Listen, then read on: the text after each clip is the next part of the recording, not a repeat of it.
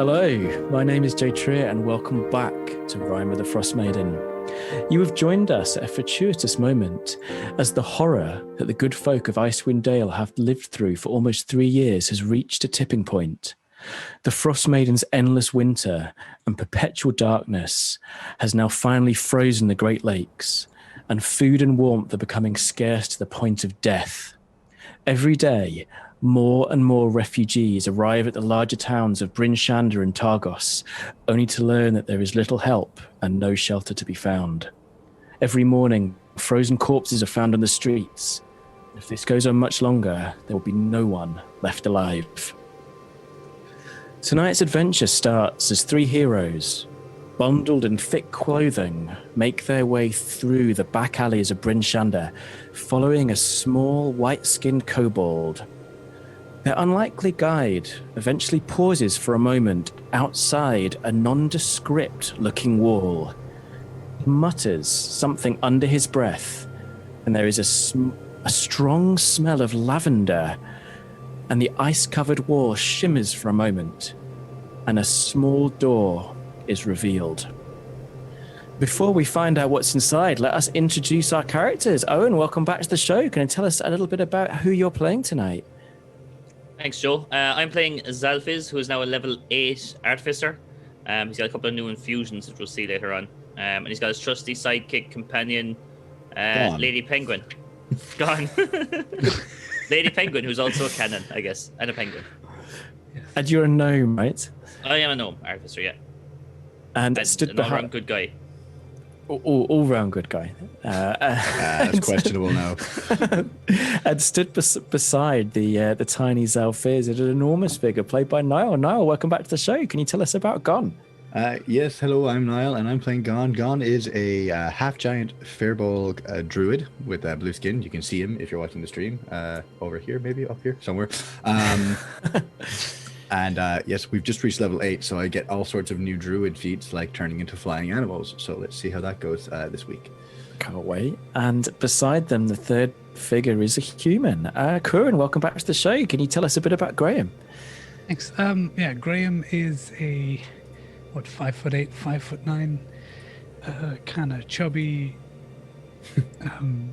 rogue who's got like black hair, shoulder length, and yeah, he likes to steal things, pretend to be other people, see if he can get them in trouble.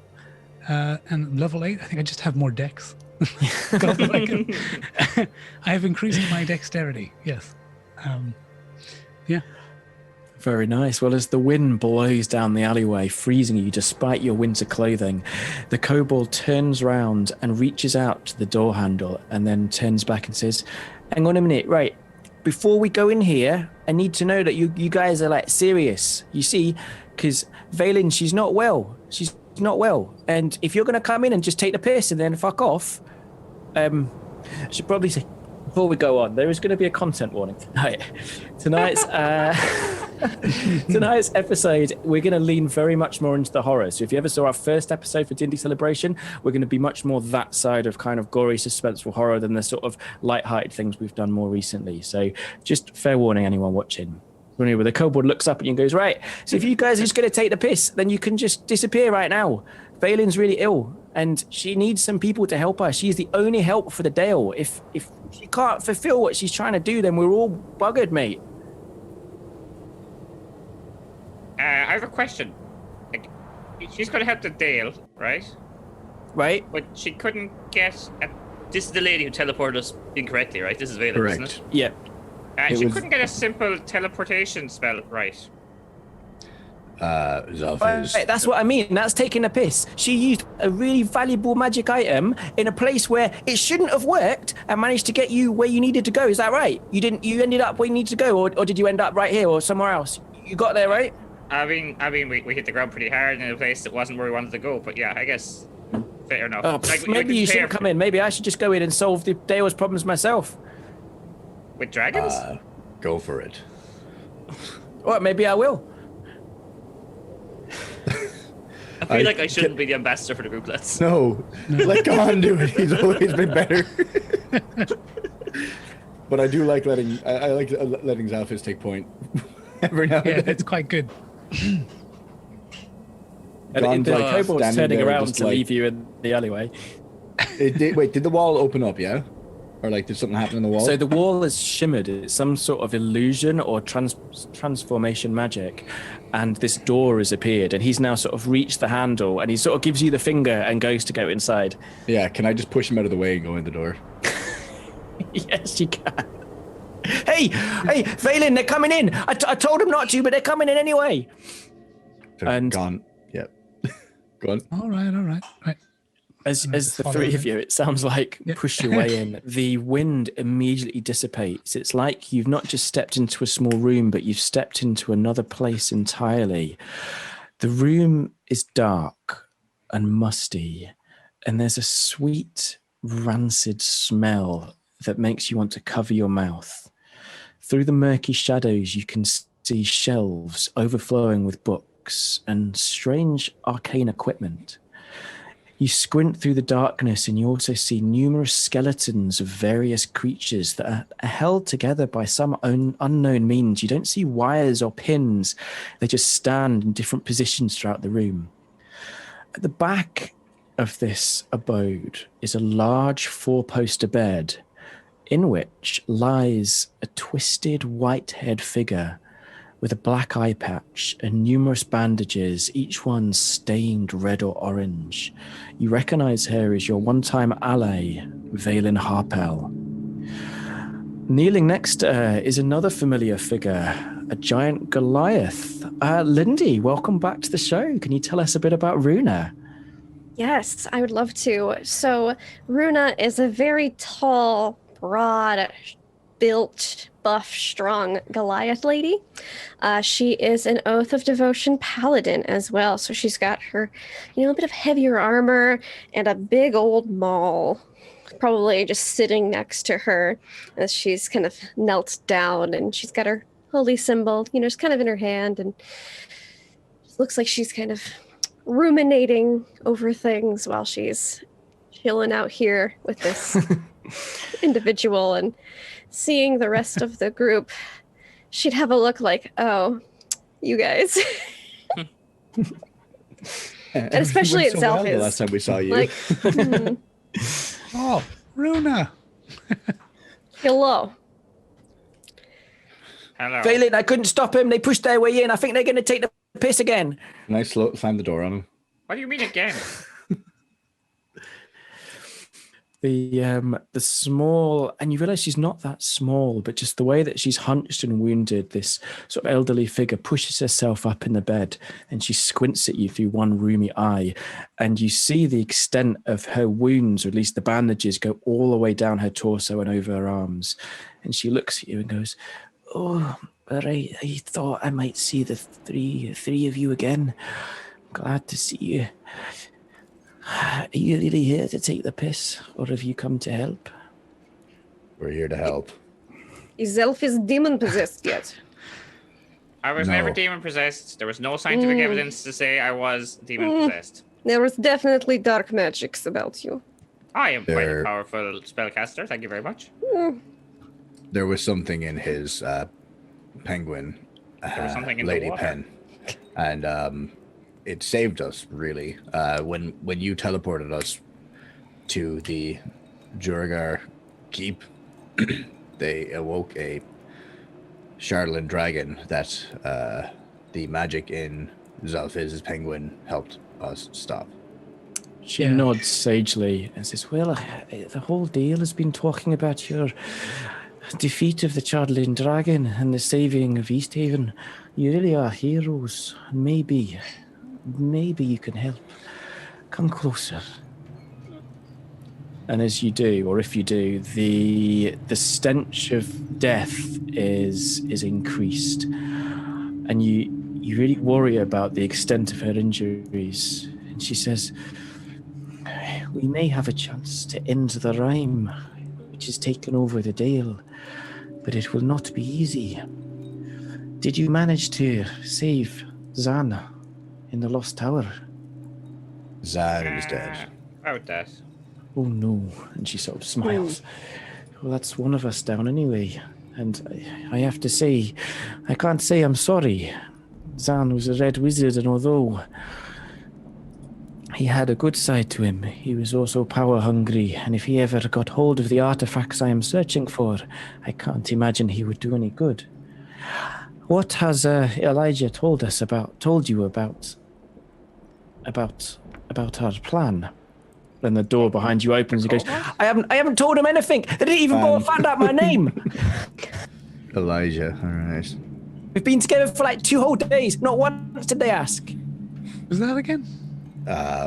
You have an interesting choice of companions. He's not the most... We don't like him. Not everyone respects the small green folk, or in his case, the white folk. But I think you'll find that they have a lot more to offer than people give them credit for. I agree with that, but... In our defense, yeah, technically they killed 2 of my friends. With their dragon body. You mentioned earlier that we're the heroes, but I think we do owe quite a lot to Kevin, who was living inside of Lady Pen. Yes. Yeah. Kevin So definitely helped we me all save have- the Rime. We all have unlikely allies that others don't trust. But anyway, back to the plan of what... back to what you were speaking of. Right. Well, if Elijah has not filled you in, then there's a few pertinent facts that you're probably unaware of. Maybe the reason why the Arcane Brotherhood are here in the first place. Do you know that? Yes, we know that they're here, but what can you fill us in on? Right. Okay. Well, a member of our guild, a man named Grigor Firebrand, found an artifact, a Netherese artifact. He dubbed it the Professor Orb, and it contained, or so he claimed, the spirit of an ancient Netherese wizard. He learned from the orb that there is, right now, a Netherese city buried beneath the ice underneath the Reghed Glacier. Now, I don't know if you know any of the history behind Netheril, but they harnessed magics of unbelievable power, enough to challenge the gods.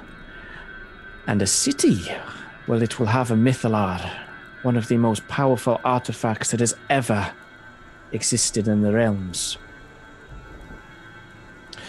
When she says that, Xalfiz particularly, your memory flies back to the Black Cabin, where you found a device which actually managed to banish Oriel's Rime for a single day, and it was based upon a Netherese design. Ah, okay. Do we know that was Nedriel at the time? Yeah, I think there was a burnt book that you found that hinted at what had happened, but when the device exploded, much of the book was destroyed. Wasn't there a Harper agent that was researching it? That's right, yeah. All right. Who was killed, I think, during is that Valen a Harper too? Yes, they were already dead when we got there. Is Valen a Harper too, or she's just she a not that you member know the of? Brotherhood? It's very unusual, Xalfiz, you know, it's very unusual for a member of the Arcane Brotherhood to also be a Harper. I mean, they tend to work against each other most of the time. Yeah. Okay. However, let them get powerful artifacts and stuff, right? That's right. But her family, she's from Longsaddle, and Longsaddle is like a commune or large family of rather eccentric wizards, and there have been Harper members in her family, so she might not be totally adverse to your membership or to your goals. That feels like Donald Trump's niece just tweeting against him, though, more than... there's always that black sheep in the family. Anyway, he left the Dale soon after, and of course, when the other members of the guild learned of his discovery, we set off after him, myself, Zan, and a powerful and ambitious wizard named Avarice. We have searched for the city and him ever since. And the Lost Tower you found is proof of its existence. My understanding is it broke off when the city crashed into the ice. Now, we have located Grigor. Unfortunately, he is locked inside the maximum security prison, Revel's End. And our plan is to break him out. Why is he locked in the prison? He is a member of the Arcane Brotherhood, and an ambitious one at that. Who knows who he aggravated and what he did. You don't go to Maybe prison you can for learn that. aggravating someone. He has to have done something to be in there. Why should we rescue him? That's right. You're not as stupid as you look. Prison like that. Can I just hit him with the butt of my staff, just like smack him in the head? Not like. You've got withering. Really damn. No, I don't want to. I don't want to activate that. I just want to hit him with the staff to shut him up. Yeah, absolutely. And from the ground, he's like, "Well, what I was trying to say," and he's like winded. What I was trying to say, right, is that place is where the like most powerful villains in the whole of the realms are stored. If he's in there, then he did something pretty awful. For once, I agree with Elijah, and I just stare at him when I say his name. what an Use my full interesting name. kobold name. I'm not just Elijah. I'm Elijah Bold. That's what you call Elijah me. Bold. That's surely a stage name. I feel like it too. That is too cool to be not a stage name. No, it's like Elijah, and then I'm a kobold, so Elijah Bold. Would it not be Elijah Oh. Kobold? As opposed to you No, have that's no my hair, middle name. Elijah Ball. I thought you just Ko is your like- middle name? I just thought you walked a tightrope or something. I don't know. With Oh. juggling or something. You're both part of Valen the is same- speaking very, Yeah. is breathing very heavily at this moment. She sort of Can I leans do- back. Can I do a medicine check to see what exactly is wrong with her? Oh, poor Valence. Do you want to like lean over and kind of look under her bandages and things, or I just want to look at Yeah, her? like and... I'd like to do an actual medicine check to see if there's anything I can do to like alleviate the reek of death off of her. Okay, so do you want to? I'm assuming you're going to ask her before you start fiddling with bandages and things. But Yeah, you yeah. absolutely can. Yeah, yeah. Do you want to give me a medicine roll? Yes, I can. See, roll. What do I got? Oh, fuck's sakes. I got a 1. A 1 plus 8, so I got a 9. I kill her.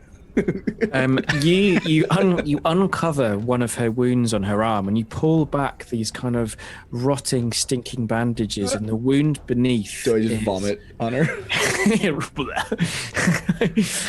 the wounds beneath is blackened and rotting, and when you look at it closely, you kind of sort of touch it, and it's freezing cold. This is a necromantic wound, and you look at your finger, and it's beginning to kind of blacken as well, and you take 1 point of negative energy damage, but off your total hit points. Why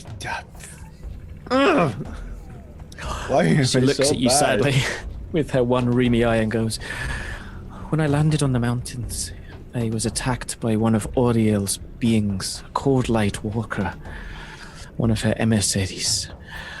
Their wounds are deadly and do not heal readily." Anyway, right, do you want to see this map or what? Because we need to get here quick. If you're not gonna go, if we're gonna catch this place before Avarice knows that he's there, she's gonna be attacking this place too, and she's powerful. I always wish to defeat Avarice. So let us look at the map. I like you. I don't like these three. These three are horrible, but I like you. They are not awful. They grow on you like mold or fungus. Okay, Or- so can we move over to the image of the prison? Is that possible? Right. Okay. So, and he points at this kind of a large map which has been very carefully drawn with intricate sort of care. Right. So if you have a look here, the main prison, right? It takes the shape of a huge 6-pointed star, and in its center there rises a high tower.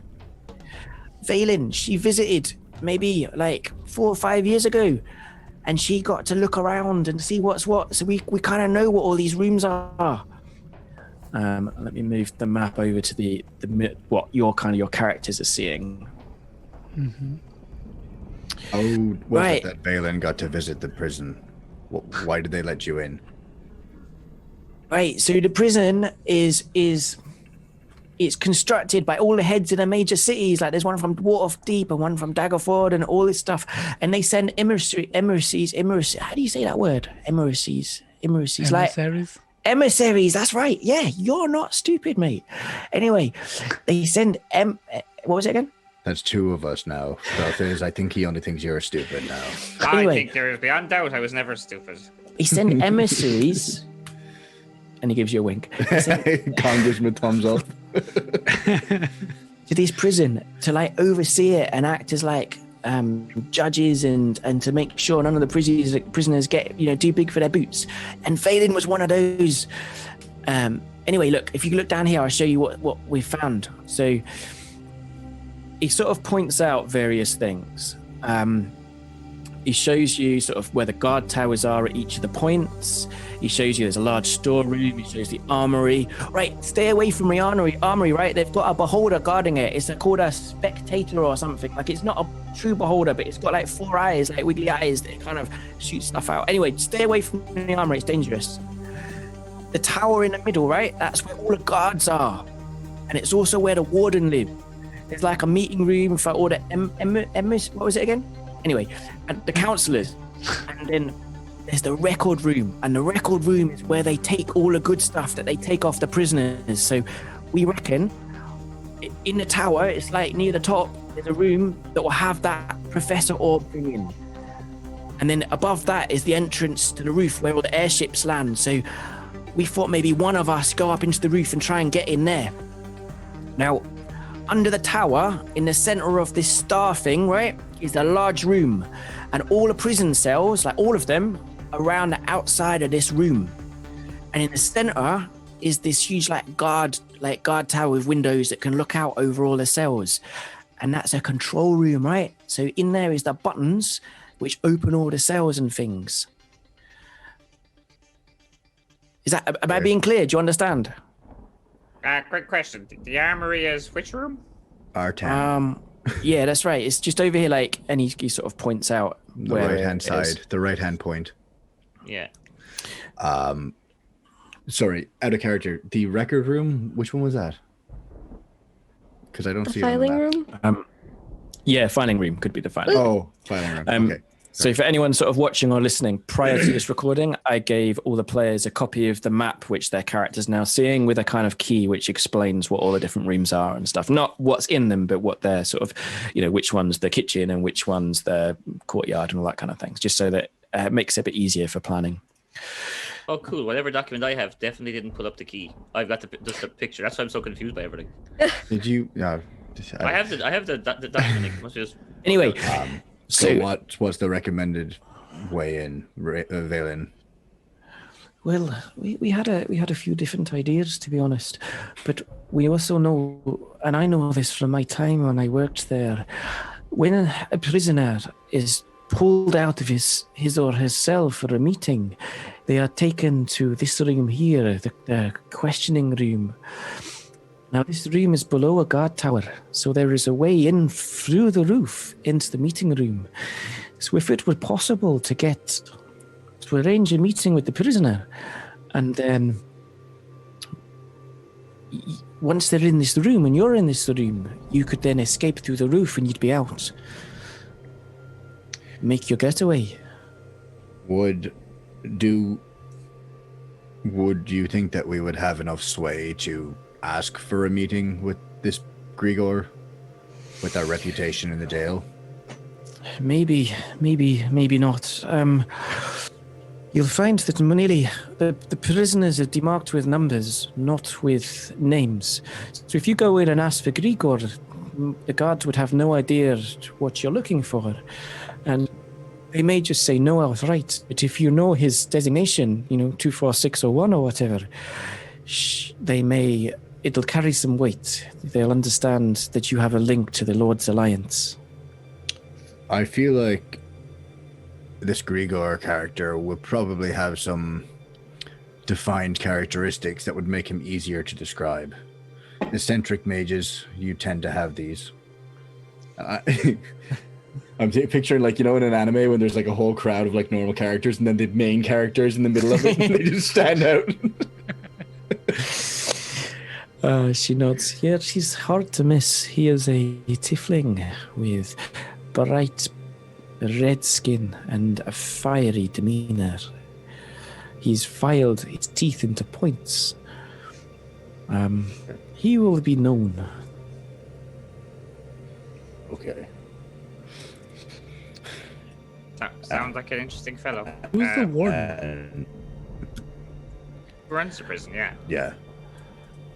Do we know who the warden is? The warden is a lady called Chandril Shadrazar. She is friendly enough, although extremely gruff.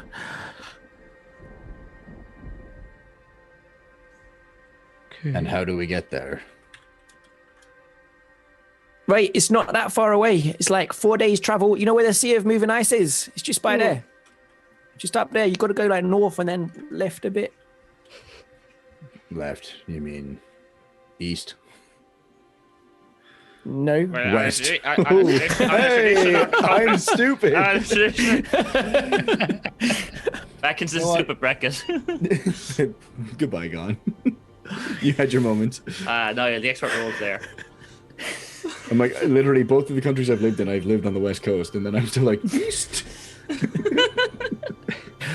Anyway. So, what our The plan three is, countries, like, well.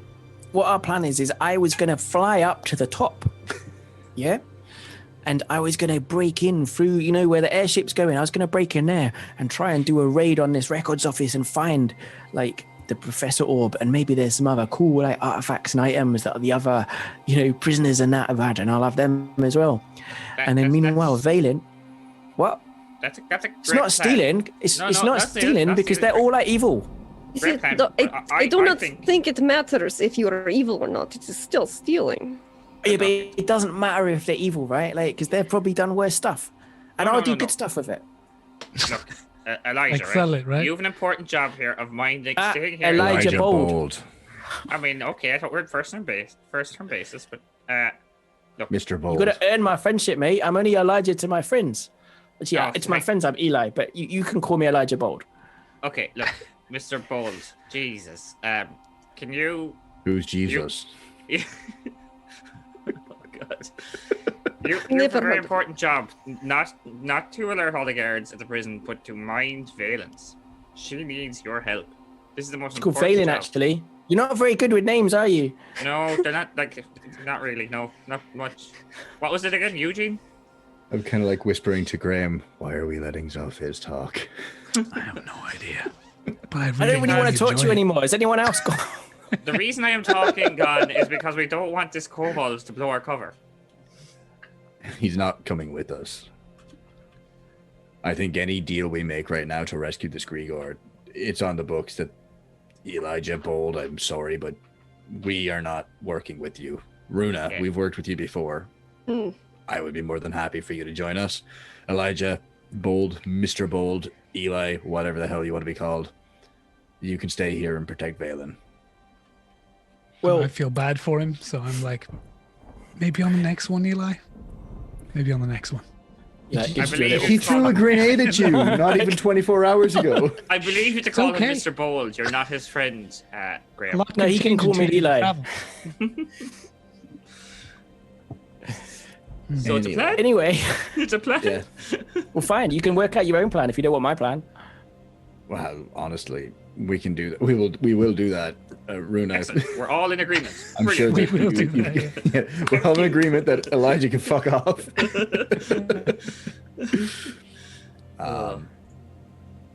So Yeah. we're looking for a tiefling, red skin, pointy teeth wizard. Correct. Not even Yeah. him, though. We're also looking for the Professor Orb. That will be in the records room. I don't understand who designed this place, because I don't know about you, Eoghan, but to me at least, it sounds like if you've imprisoned somebody who's really, really bad and had very powerful things that they used to do bad things, you wouldn't keep them and the bad things in the same place, would you? Absolutely not. No. But you know what? It was designed by committee. That Explains a explains lot. it. I mean, to be fair, There's always definitely about a committee compromise. that means that there's definitely some source of corruption in there. That is why. Who they're else kept in would the put same place. an exit to the prison above the room where you interrogate prisoners? I mean, honestly. I thought that you weren't working with us, Elijah. I mean, He it's sort of, like, very, zips it's his very lips. practical. From a practical point of view, it saves money. It's all the dangerous things in one place. I mean, where are you going to keep it? Town hall? Like all the other items we got? Xalfiz sounds like the person that chose these things on the committee. I am nothing if not a bureaucrat. And this Well, is instead of, why, like- no matter what the plan is, I will be protecting Xalfiz. He is fragile, and I am glad not And fiendishly crucial. possessed. I'm crucial. I'm crucial. He's not the brains anymore. He's just crucial. So we've established We're I'm the getting most too caught up important on this. member of the team. Okay, what else do we need to get through? I think a good plan would be if we could, I could potentially disguise myself as somebody who is a wanted person, and we can say that we want to bring me in, and someone like Gann could maybe, or actually, how about Runa brings me there and says, "Oh, I've captured this felon or whatever," and then they go and take me inside. I slip away. Have you And, committed any felonies? I cannot lie. Yes. Go outside and start littering right now. Just so you've broken a rule. He threw We a have spear at a serial man that was litter running here. away from him. I think that's a felony in itself. Yeah. Valen sort of waves her hand to get your attention, and she says, Chandril always allowed lost travelers respite in the tower. If you go there as lost and weary, she will offer you 2 days and 2 nights of respite, and you will be allowed some freedom within the tower, or within the complex, not the tower. Okay, This even is to me, a maximum hostel- security, is it? A hostel isn't practical. Even I don't believe that is practical. This was definitely designed by committee. Definitely by committee. This prison's getting more and more ridiculous by the minute.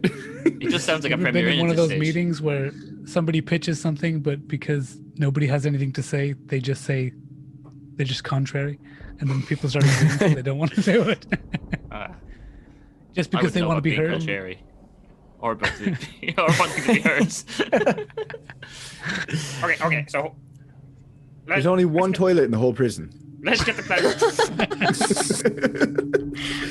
At least they put in a toilet, because half the D&D maps don't even have a bathroom, and I'm There's like, not one in Ravenloft.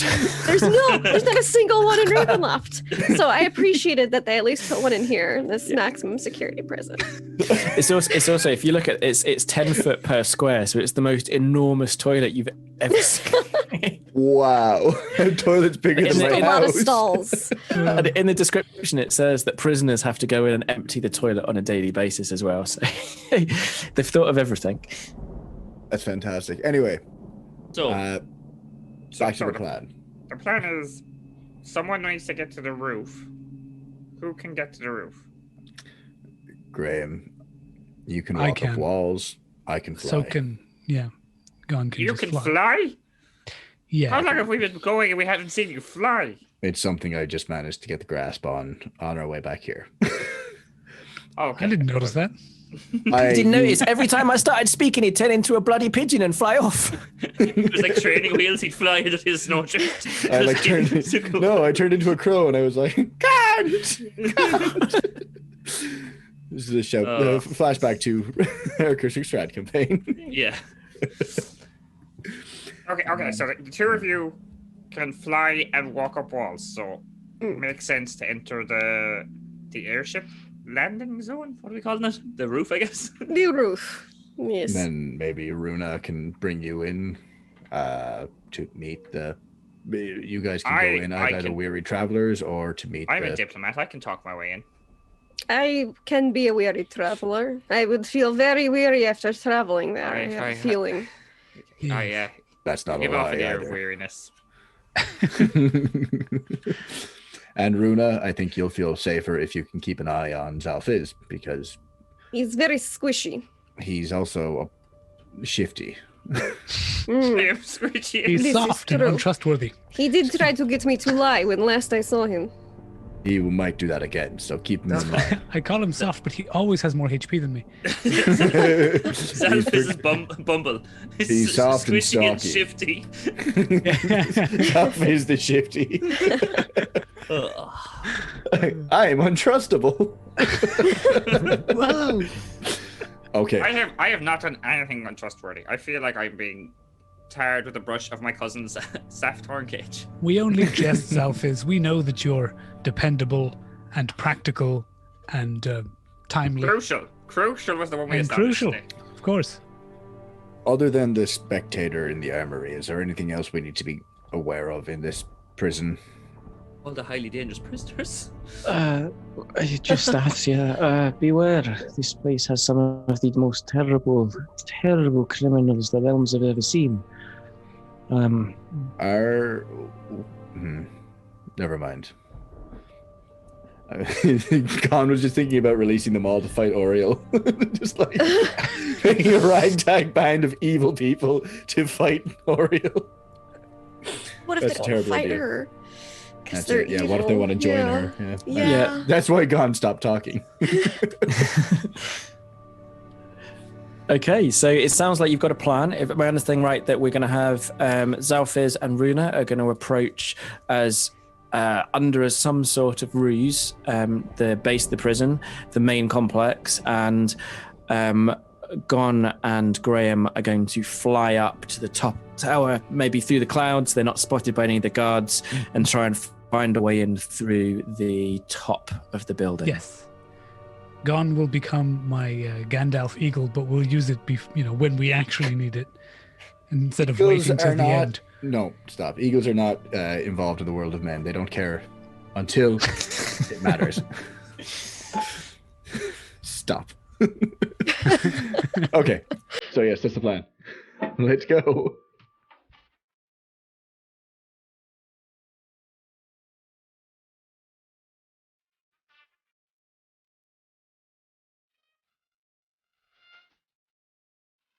Four days of travel across the snowy tundra. It is far, far harder than any travel you've done before. Oriel's Rime is lowered the temperature to unbelievable levels, and even with your cold weather gear and experience of traveling through the Dale for almost 3 years now, and obviously Runa as a Goliath, you're used to snowy temperatures where your whole tribe have lived for centuries. It is hard going. And there's one terrible, terrible moment where you're traveling through the kind of dusty light, and overhead flies the ancient dragon Avaturus. And for a moment, he seems to look down at you and then flies off through the clouds. And we're going to start our scene when you're about a mile away from the tower. It is late. Probably about 7 p.m., although it's obviously hard to tell because Oriel's Rime means the darkness never really disappears. And you can see this black silhouette against the mountains, beyond which is the sea of frozen ice. The tower itself rises up like a broken tooth, and it's in complete darkness. The guard towers, the 6 large guard towers, each of the stars' points are in blackness. There's no sign of any fires. There's no sign of any movement from this distance. What I'd like you to do is give me a perception roll. Can you all do that for me quickly? Could you let me know if anyone gets over 12? Yeah, sure thing. Perception, sure. What do I In got? order, are we? I have +4. Just let me know if you get over 12. Let's not do that.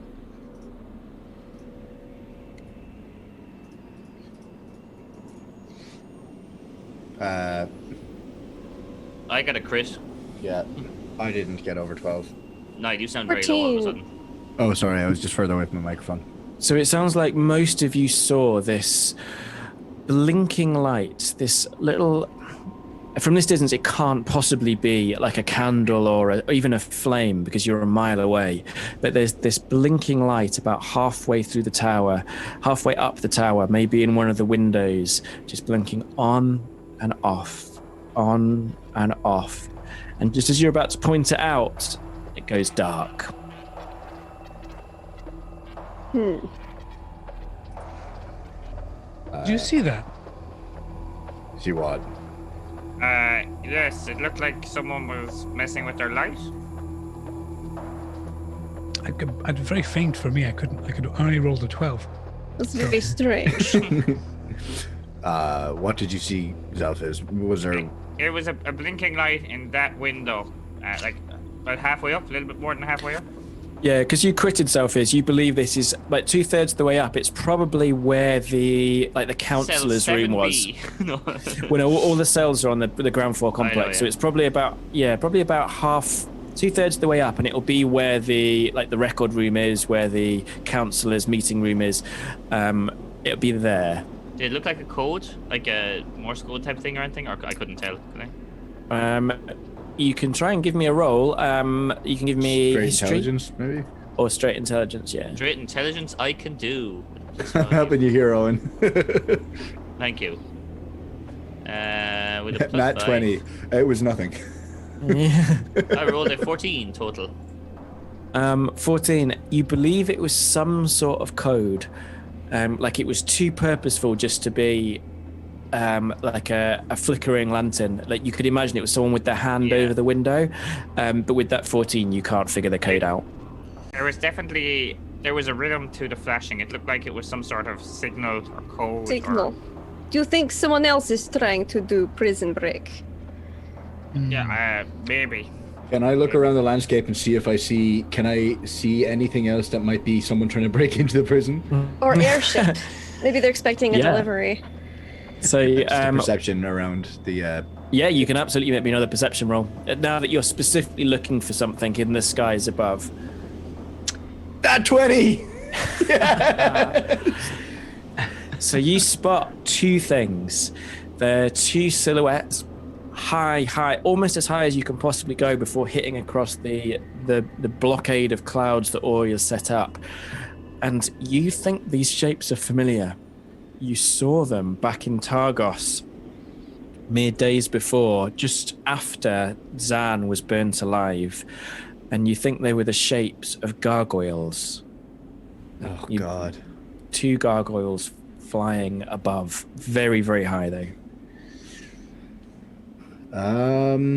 Hey, can Graham, if Graham falls from a high distance, do you have anything to stop yourself dying? Like feather fall or anything like that? I don't think so. Just please tell me this conversation's happening in person. Yeah, what happened? Yeah, sorry, okay. Hey, if you're about to die, how's that I would going like to point out the gargoyles to my associates. Uh-huh. They are not on our side. Do we want to Okay. go and stop them? They might be on our side, but if they break open the prison, there might be a distraction. They may help. Yes, but do we want everyone in that prison getting let free? No, we just want Probably one free. not. That would be No. bad. Then we I should mean- stop them. No. No, do you want to fight prison guards and gargoyles? I would rather fight the gargoyles and not have to deal with them later on. Maybe it Plus, would we be can get the drop on them now. if they Okay. are bad gargoyles. Then perhaps prison would be grateful we help them not attack prison and be a little bit more flexible with us. In You releasing can prisoners? bring them as if we can stop them. You can bring them and say you caught them trying to break in. True. Yeah, I think Gann and Runa have the Also, plan right now. do Xalfiz. gargoyles count as inanimate objects? So for anyone watching or listening, Runa has a Maul of the Titans, which does triple damage to inanimate objects. I know they're animated, but they're also made of stone, so I'm reaching here. If it's a vote, fair enough. I will go, but we're already heroes, guys. We don't need to be this isn't our fight. Said nobles. But it is literally say going that- to be our fight when we get there and they attack. They wouldn't be here if they weren't trying to do something.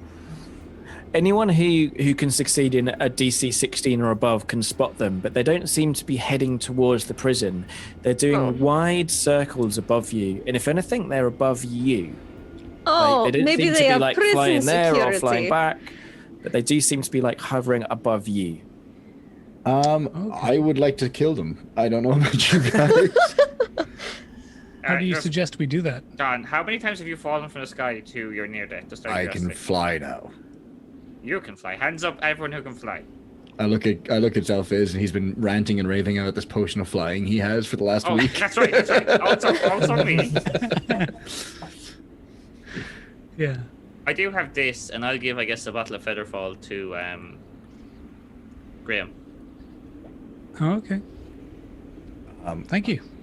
Appreciate that. Yeah, I Xalfiz. mean, I want that back if you don't fall. It's still mine. I know we don't always see eye to eye, but I appreciate that. That's because I'm short. I know. You are very small. I am. I'm quite tall, above average for Then now. again, you are very small. You are a very large gnome. There we go. Lord of the Rings references. Sorry, sorry to Squire. I think you said none this week. Oh, well, you know what? Okay. How about we don't try to fight them? We just try to lose them. And Yes, they could be prison security. I'd like to cast. I guess. Just in general, it would be handy to have approaching the prison. I will cast Pass Without a Trace And on, everybody on in all chat of us. drink. Yeah, exactly. It's the most useful spell ever. It's better than grease. It is. So the usual, you see Gann reach down and pick up a handful of snow and cast it over everyone, and everyone kind of shimmers and kind of melds into the shadows almost, and Ooh, so sparkly. not sparkly. Exact opposite of Yeah, sparkly. exact opposite of sparkly. Okay, That's a much better decision. then The let's casting of the spell is sparkly. The Okay, effect is not so sparkly. go. We are As- going to stealth so that the gargoyles maybe lose us. Okay, so can I have a group stealth roll? So that means everyone rolls and Add +10 onto your rolls. add +10 onto your rolls. All right, that's 1d20 plus 10 with disadvantage. Oh no, I forgot. I got a 26. What do you mean by adding Oh, 10? As in, well- like, it doesn't Plus, matter what I plus have 10. as plus. No, plus No, 10 no, plus 10 your to your actual plus, modifier. yeah. So you Oh, probably have like I plus get, 20. I I get just have a 20 zero. anyway. Oh my god, Xalfiz. I got a 26. I got 13 total. I got 32. Okay. It would have been Or a a crit fail. So I think so. It sounds like Fail three if of you it's did failure. incredibly well. Oh, it's a group. But Yes. obviously Xalfiz, as he's going on, maybe clicks something on his like part of his machinery on his coat, or maybe Lady Penguin just starts like flashing in lights and things like that. But Like one of you, behind. well, what does one of you do to cover up Xalfiz's mistake? Because the group check has failed. So Can I just pick him up and just stuff him under like my cloak? Like, I like that. if you see flashing lights, just like pick him up by the back of the collar, just and then I was supposed to be the not stealthy one. It was very hard to keep up. I was trying to keep up. So as you've all disappeared into the night, you glance up, and the gargoyles are very hard to spot. But when you do spot them, they seem to be hovering in the same place over your previous position. It looks like, for now at least, you've lost them. And whether they are part of the prison or part of another group, for now you will not find out. At what point do you wish to split your party? I mean, sooner. We're close enough to the prison now, aren't we? Absolutely. I think so. Shall we go our own ways now? Plan to meet. Where's the room that they like let people go to rest if they're weary travelers? Do we know that? So you were directed to the southern part of the tower complex. There's like a stable, and there's an entrance, like a back entrance leads to a guard room, and that's where you've been directed to go as weary travelers. Okay. Do we want to try to meet in the tower or elsewhere? I We can think maybe- we should, like, we clear out the We bottom could always half. meet in bathroom. They would never suspect meeting there.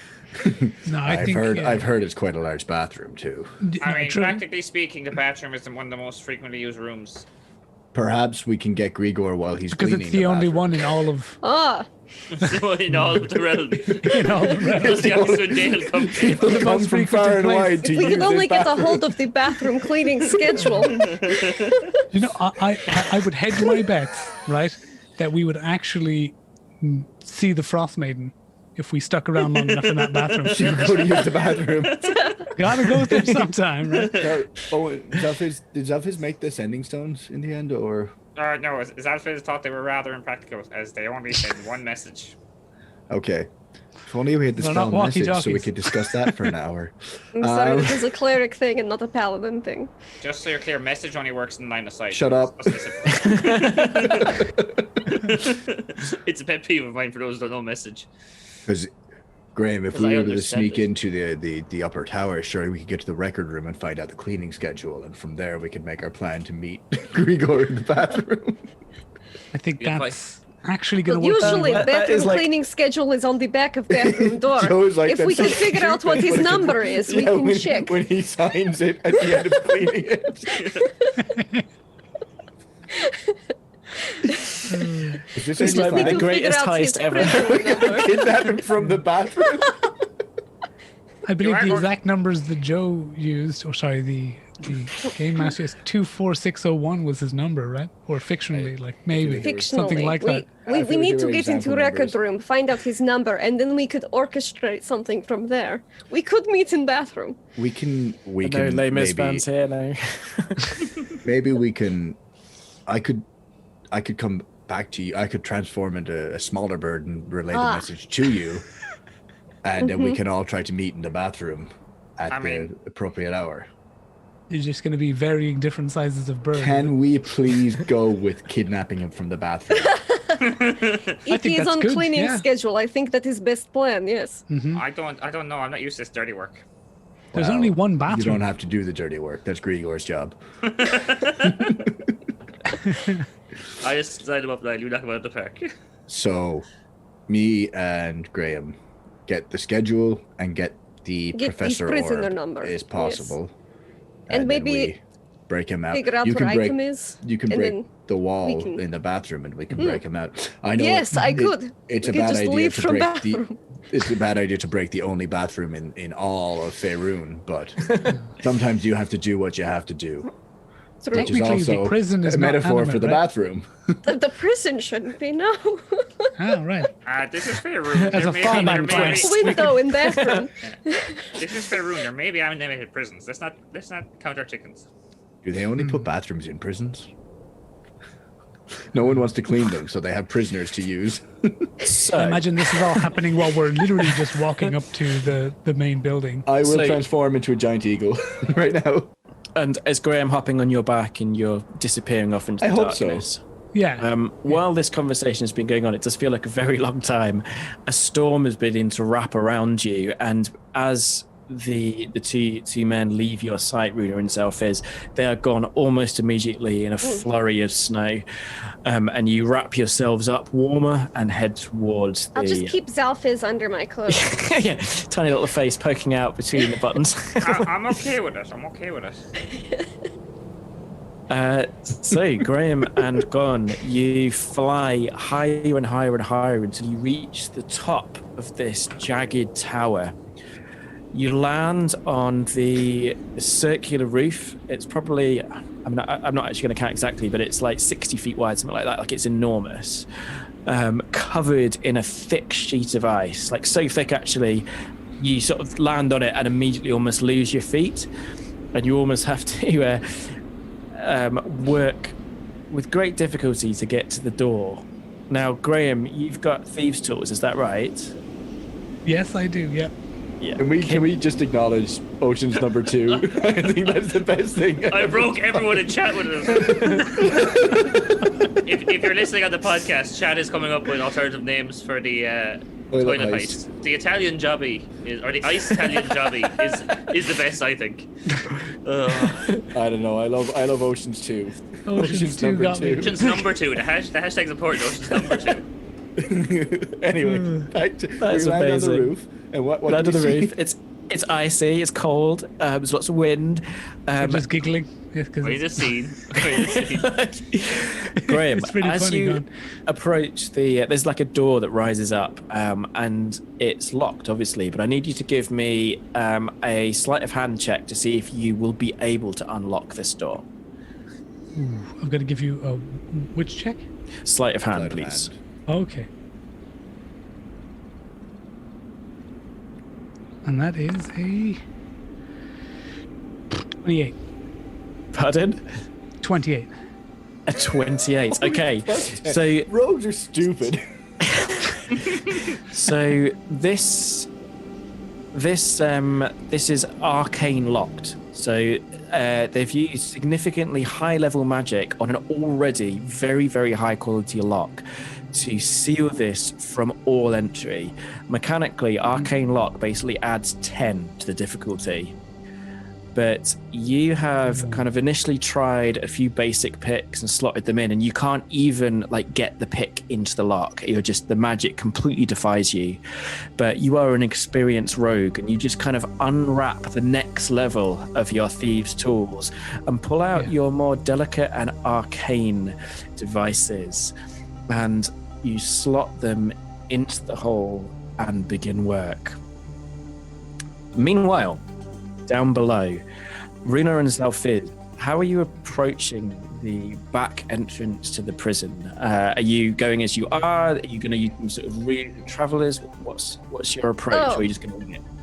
Yeah, no, Runa's gonna just walk up to the door and knock, and with like Xalfiz's face sticking out from from her cloak, and just be like, "Yes, we are cold and weary travelers. There is blizzard. Can we come in?" Yeah, same. I'm gonna like be talking about how I'm up there in a scientific doohickey. Doohickey is an Nordic expedition. That's the one.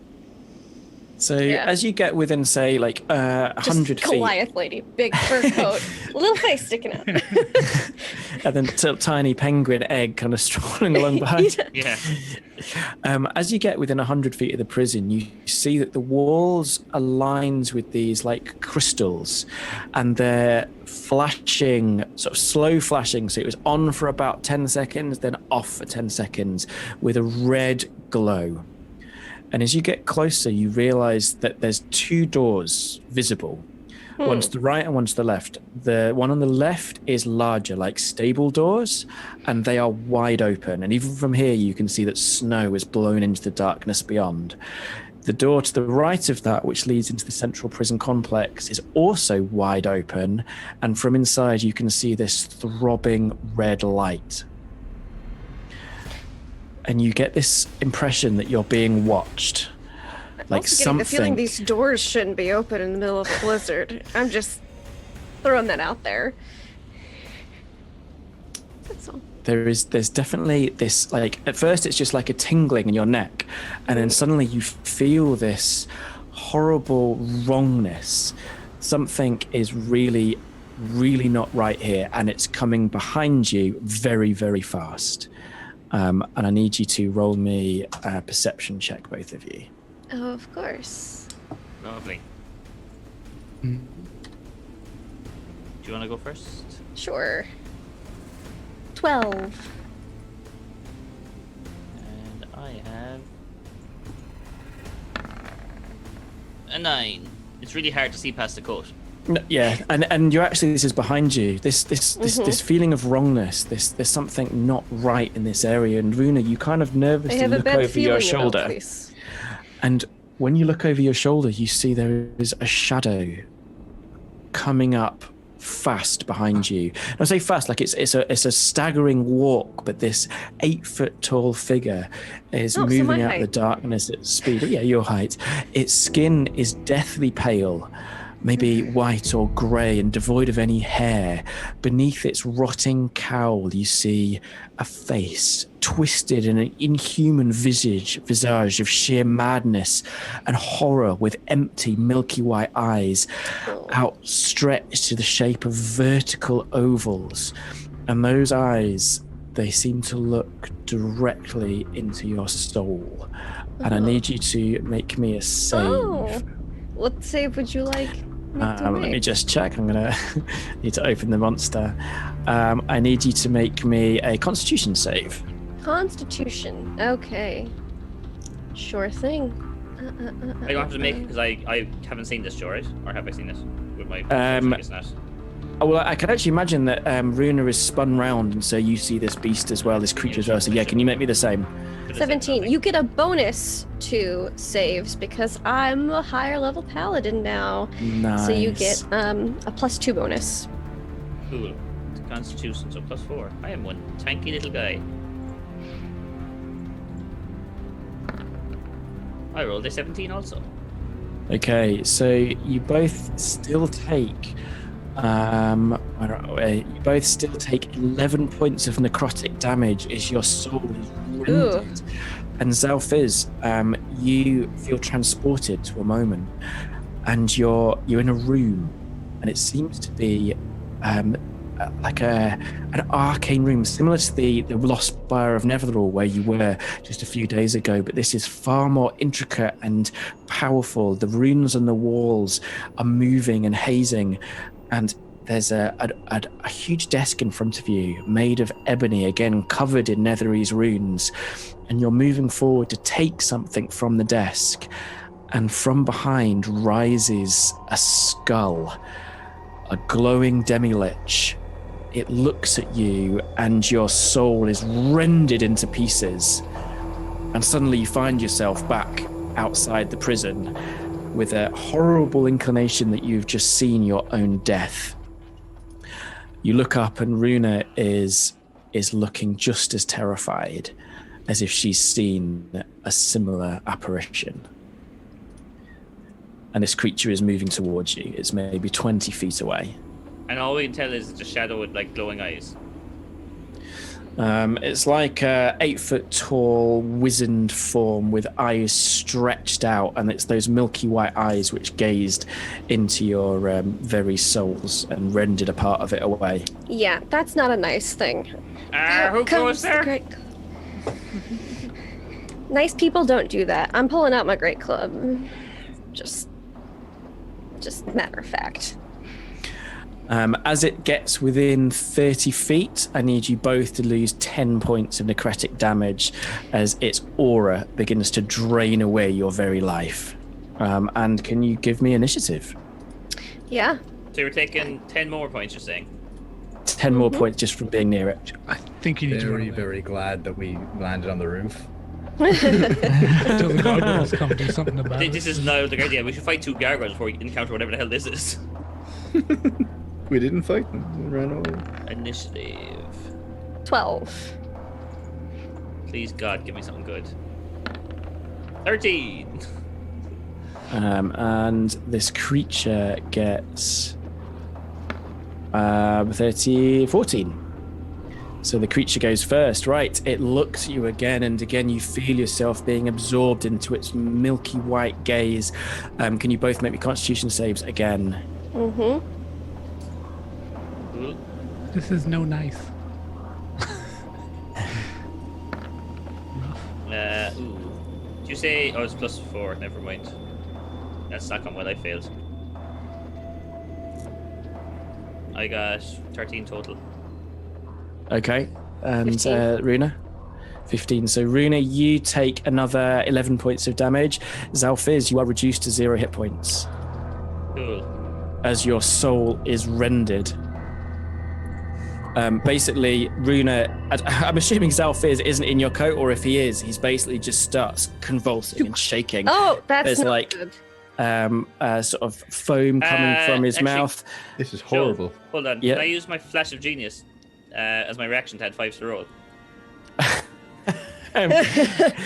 Normally I would say yes, but because the things happened and I've given a description of one of its superpowers, I'd rather not, if that's okay. Okay. Superpowers? What is this? It's superpowers.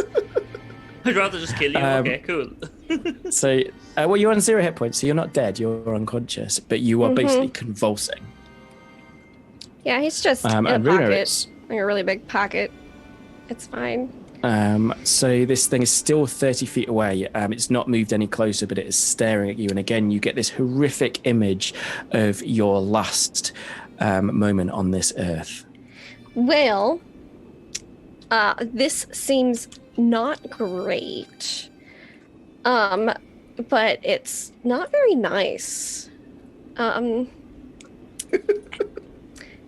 fast was it walking?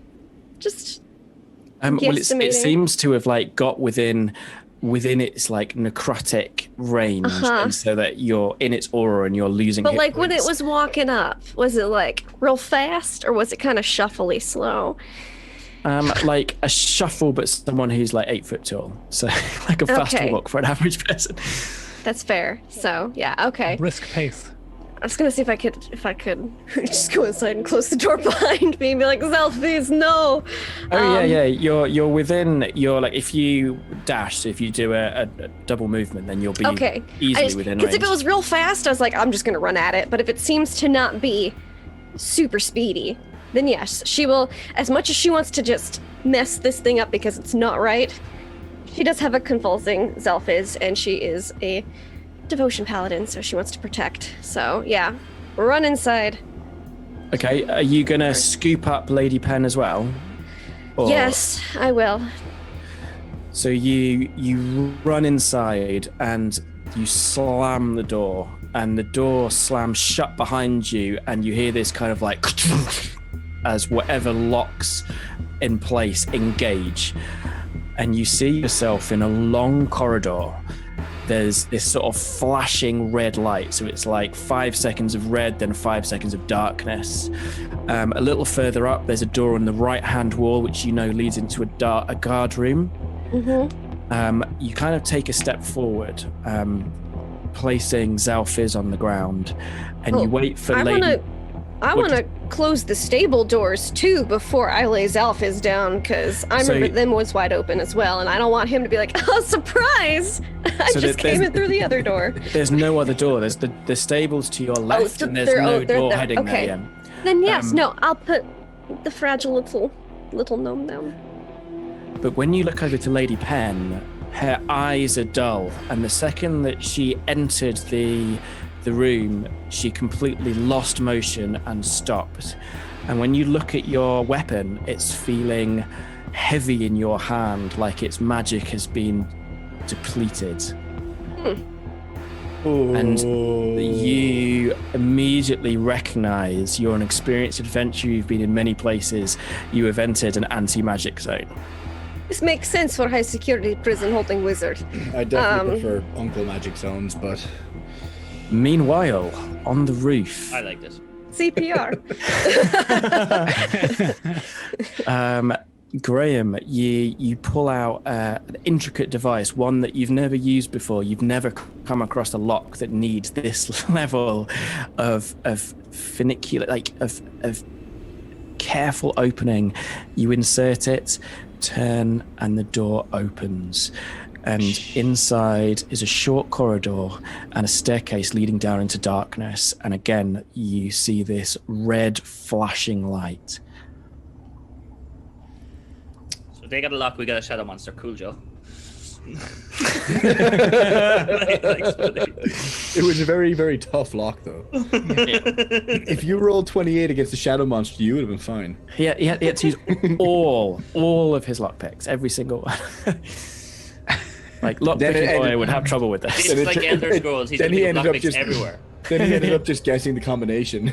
He's got it. I like the idea of he unwrapped more of his... I took a little conjection in my neck, and now I was like, 1, 1, 1, 1. These lockpicks didn't work, so he unwrapped his last bit of his lockpicks, took out a hammer and started hitting it really hard. It's frozen, so it just breaks off. So we're... Do we have a red flashing light in front of us? Gone, we should... Gone, I got it open. Let's go. I'm still in the... So it's almost like the walls themselves are glowing, so they'll glow red, so it starts dark and then sort of builds up and builds up and builds up and then disappears for a second and it's dark again. Until we're like in there and like safe, I am going to stay as an eagle. Escape quickly. So as soon as you enter, your eagle form just disappears and you appear as gone. Is it magic though? I mean, it's a natural thing for a druid, isn't it? Are you talking to me or are you talking to Graham? I'm talking to you. I'm not here. Okay, yeah, Gann turns into Gann. Damn it. There's something. I should put some clothes on. This is getting awkward. Yeah, I don't think it seems like magic. Try to walk up that wall, see if it works. I could try. I'm going to try and walk up any vertical surface with my... No, the walls seem to be made of Earring's not working. Not stone, it's almost like some sort of metal. It's cold to the touch and far smoother than anything worked by normal means, but there is no way you can activate a magic item in here. None of the ones that you try seem to work. and the air feels heavy. Can I try just a cantrip like Druidcraft and see if I can even like make some like seedlings appear and grow? No, nothing works. Okay. So Gann, I think this red glow that we're seeing is like something bad is happening. So I think it could be. I mean, there's probably prisoners in here who are quite powerful. They're probably being nullified. I wonder if it's a prison-wide thing or if we can control it. No, I'm saying I think something bad is happening in the prison right now. Oh, like an alarm. Yes. Then we should probably get going and see what we can find. Yeah, I don't know what Runa and Xalfiz have walked into. But my assumption is they're not going to be taking on guests right now. I mean, look at these for working conditions. If I was a guard here, I can't see for 5 seconds at a time. This is this is stupid. So let's go. Let's move. Let's go. So we're trying Moving to down work our way back down. Well, actually, we're going to try to get to the records room first. We should try and get it should be along the way down in the tower anyway. Yeah. So you make your way down. It's a wide spiral staircase, 10 foot wide, and you make your way down these stairs.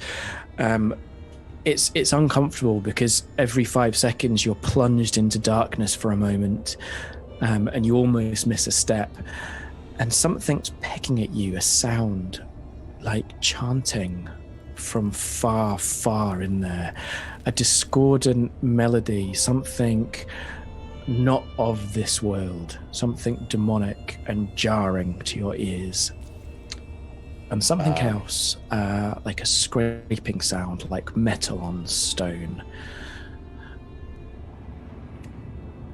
So as we're going down, do we see, like, I'm assuming that we see the first door that like leads to what we know to be the records room and whatnot? Yep, so absolutely. You turn a corner, and in the right-hand wall there is a door that opens in the kind of otherwise featureless metallic stone. It's large, like it's over 8 foot tall, and it's intricately carved with beautiful designs of angelic figures. Angelic? I feel like bloody kobolds. Angelic figures, can't speak today. Angelic figures. All right, yeah, that's really good. Well done. 1 point to you. Gann is no longer stupid. And you kind of looking closer. I don't know if you know your history, but this is the war that the gods waged on demons using devils as their soldiers, and you see the angelic and devil demonic host fighting against the demons below. Anyway, it's a beautiful carving, although somewhat disturbing. So when I take out my Frostbrand rapier, it doesn't glow anymore. It's not gonna. No, just a normal rapier. No magic. But my dagger of venom still works because that ain't magic, right? No, it's a magical venom. Son of a. And it's transmutation which summons the venom. So Gann's Creates good. I hate this place. Do we Sucks. want to try to find the Professor Orb? As I turn through my notes to find the name of the thing, do we want to try to find the Professor Orb now, or do we want to find out what's happening in here? Because something's not right. I think we should probably get some intel on where that orb is, because whatever's happening feels like, although bad, probably also an opportunity. Yeah, I was thinking the same thing. Well, I guess catch them while their pants are down. And well, then we should go in here. Speaking of pants down, how long should we wait before we go to the bathroom? We need to get the schedule first. So I've been waiting 2 seasons now. It's pretty urgent. That should also the schedule should also be in here. So can we hear anyone on the other side of the door? Can we hear any noise? Give me a perception check. I like all the perceptions because I'm actually quite good at perception. And let why would me you say move that you. now? Let me move you over to the Ooh, map. 19 plus 5. So 24. Okay. Okay, so you hear, so through the door, there's silence, and then as you're kind of having this low conversation, you hear like a shuffle of feet, and then moving to your right, and then moving to your left, and then a door opening and closing, and then silence. Okay. Is that? Can you see the map at all? Is that visible to you?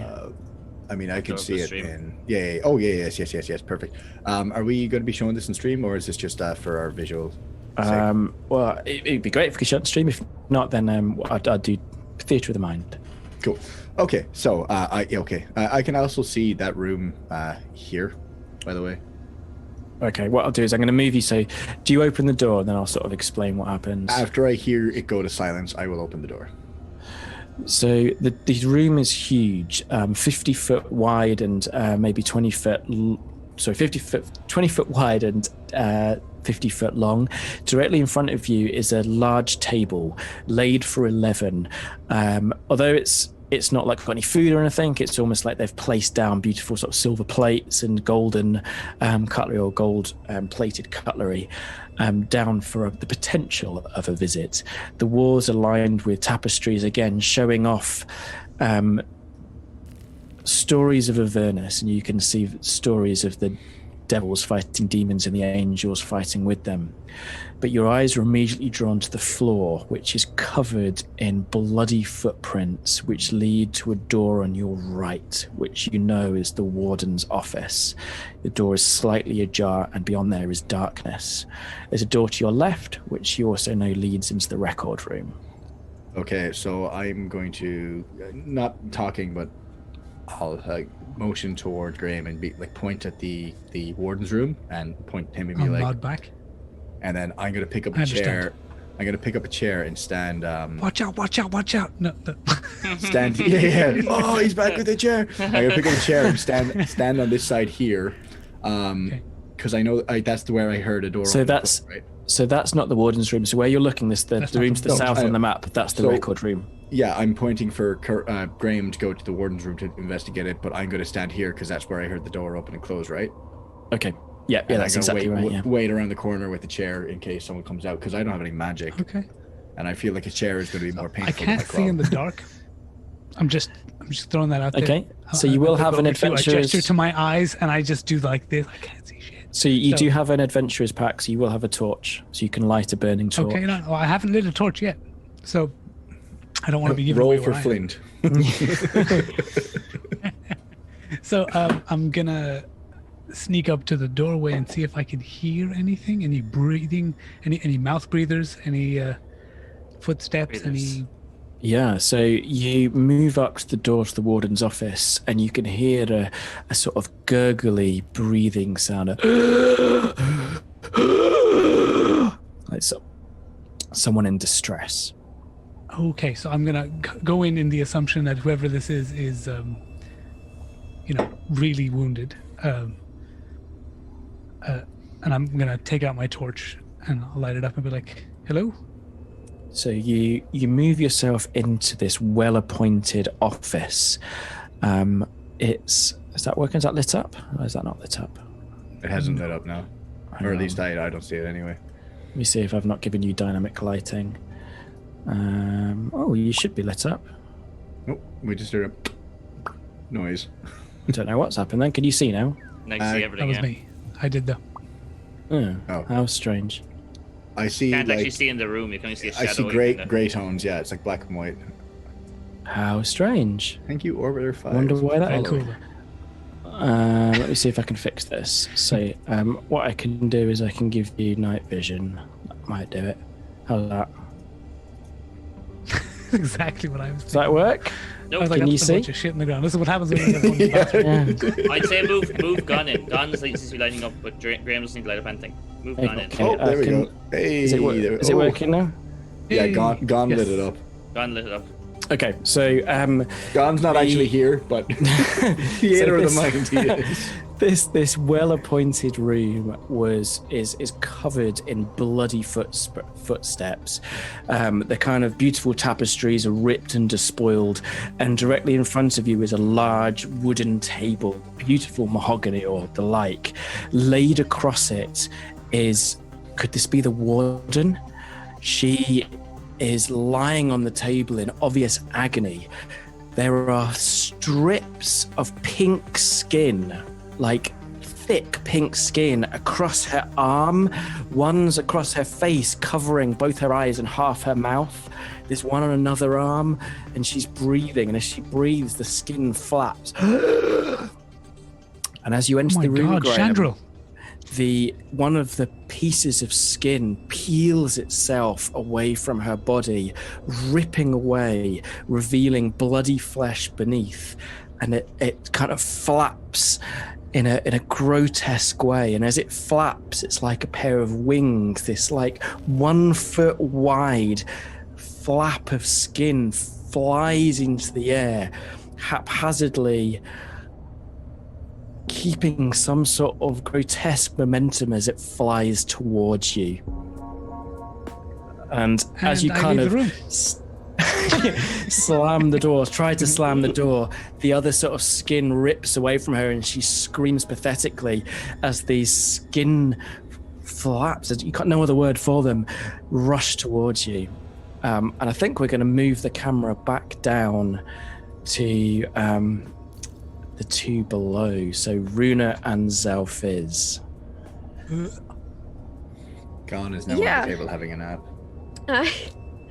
I would know that my lay on hands and my divine powers wouldn't work here in the anti-magic field, correct? That's right, yeah. Okay, so in that case, it's good old-fashioned first aid. Oh boy. I'm only I need small. just some I'm only rations. small. So yeah, I want to try to stabilize Xalfiz, being as gentle as I can. It's okay, it's not my first time dying. Oh, okay. So have I managed to move the map to everyone else? Can you see Runa and Yes. Xalfiz? I'm not sure if stream can see that as well. Oh, there we go, perfect. Okay, so you're in this sort of 30-foot long bloody corridor. The blood trail leads from the door you've entered all the way along to another door at the end, but also through the door to your right, which you know leads into a guard room. All right, give me that medicine check. Yeah, I feel like Mr. Convulsions here is going to be her first priority. 14. Try to stabilize him. Okay, you stabilize that, put him on 1 hit point, or is it a D4? So it's been a while. Plus 1 hit point, I think. Stabilizes 1 hit point. Cool. Yeah. Mm-hmm. Okay, so I am conscious. So as you kind of lever yourself up, Xalfiz, you feel heavy. All the mechanical devices and artificer components that you carry on you that are normally magically held up, making your coat weigh no more than a light jacket, are weighing you down. And when you turn around, you see Lady Pen is not glowing and not moving, like just a hunk of metal. Oh, good. You are not dead. I think I saw how I died. Oh, that is, well, creepy thing outside that should not be looked at you, and you started convulsing. I just felt a little ill, so I brought you in here. You are now breathing again, so that is good. But we are in anti-magic field, Oh, which makes cool. sense for high security prison. We What does that wizards, do to your bag of holding? It's a bag. Oh shit! No, I don't think. I could be wrong, but bag of holding, the magic is within the bag. I don't think it would affect it. Would it? Magic is in yourself. Yeah, it was with you all along. Just Magic- don't try to pull anything out of it Yeah, until that's you're not back okay. outside. The bag wasn't even magical. It was always you. No. It was Like you pirates. all. The true treasure was the friendship you made along the way. I made no friends. And also, all this blood on the floor, about not Kevin? yours. Yeah, that's a bit of a problem too that you guys should address. Okay, so hold on. There's a weird something outside. Yes, There's do another not door. open door. Okay, good. Gotcha. You almost died last time, so. I mean, I went unconscious. I don't feel the Yeah. best, but I went unconscious. Would have been able to help you more if not an anti-magic field, but Yeah. you're very fragile right now. So what's all the blood? Not yours, which is good. That's a very. And she goes to like clap you on the shoulder, but then just very like lightly just tap, because she knows he's very exceedingly fragile right now. Roll for damage. No. So this is a prison. It would make sense that there would be some area for injured guards or prisoners to go. Maybe they have some Yes. potions. So guard room is this way, and there's trail of blood leading there. There's also trail of blood leading further in. So, which trail of blood would you like to follow? Is there like a little first aid sign this way, Joe? That'd be real handy. There's not. No, funnily enough, there's not. No. Okay. Maybe if we went to the guards' quarters, we might be able to find something to patch me up. Or someone to Did I not do a good enough job? You do not like how you are patched up now? I liked it. I'm no longer unconscious, but I have had better patches in my time. I see how it is. As you kind of approach the door, you listen and you hear silence from beyond. The door is slightly ajar, maybe only an inch, and you can see that there is a pool of blood beyond. There appears to be quite a lot of blood behind this door. Just literally talking. I do not think they did very good job of getting patched up, if that is what they came here for. Well, hopefully they left some bandages for me. I'm just gonna stroll into the room, I think. So you try and open the door, but it thuds against something. You push further, and something scrapes aside, and there is a body of a guard. Blood pooling out. He's like face down, and there's blood pooling out around him. He was trying to hold the door closed. Well, he has a lot. There's a huge pool of blood around his wrist, where one of his hands has been removed. Oh, okay. Wait, did someone borrow it, or was it taken? Someone needed a hand. He was like, "Here you go." We don't use a hand from time to time. Then he realized he wasn't a Lego, and it just went all downhill from there. This is Odd. Can Xalfiz like just check his body to see if there's keys to places we might have access to, or anything? Xalfiz doesn't give a shit. Wasn't it Xalfiz buttons? is very worried about dying. That guy is very dead. There is nothing I can do for him. And I'm not a man so of let me just fate, move you there through were to no the guard prayers room. said. So the guard room itself is. I'm just moving pools of blood right now. The guard room itself has a number of tables in it. Can you see that? No. No. There we go. Oh, someone killed the dog. That's not I'm not full happy light. anymore, Joe. That's grey room. We could see the Gone second too one, Joe. far. You Sorry? broke a rule. Whatever you just did, I can't see it anymore. Yeah, can't see. Undo the last thing you did. We could I see can it. see it. Okay, let me reload. I can't see it all, but also I'll light a torch because I don't have dark vision. So Okay, let me just make sure you've both got all the right kind of settings. Low light, total light. Let's just Hold on. Let's move Gann in there. Yeah. No, that should do it for that. Has that made a difference? Second, I'm reloading just to see. If not, look at the Zoom, the Aram stream. You can see it there. Oh yeah, that's back. cool. Okay, I'm good. Good. Okay, so this large room, so it's 30 foot wide by about 40 foot long. In the sort of northeastern corner is a door leading further into the complex. There's tables, like there's obviously been a battle here. Tables are strewn across the floor. There's sort of plates and drinks and a few weapons haphazardly strewn there. You see two dead guards, one at your feet and one further in, and also a large dead dog. This is probably a sled dog, but seems to have died in combat as there's numerous wounds across its fur. What caused these wounds? What is there? Does it look like claw marks, weapon stabs? Like, is there? Can I forensics this? So you kneel down beside the guard in front of you, and it seems to be like large wounds, like claws, have ripped this guard asunder. The other two are similar if you investigate that. Mm-hmm. Well, it seems like whatever did this had claws. Look, there's something's after. Maybe it was the gargoyles we saw. I mean, who knows? But It could have been the gargoyles. Yes, We need to try gargoyles and- do have large claws. we need to try and save Gann and Graham. Gann alone could. God knows what could happen to that poor fella.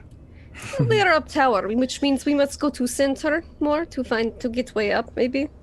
Yeah, let's go by the prison cell. If we see if find can control Grigor. buttons, maybe if everyone is dead, we find control buttons, we turn off anti-magic field, we heal you up.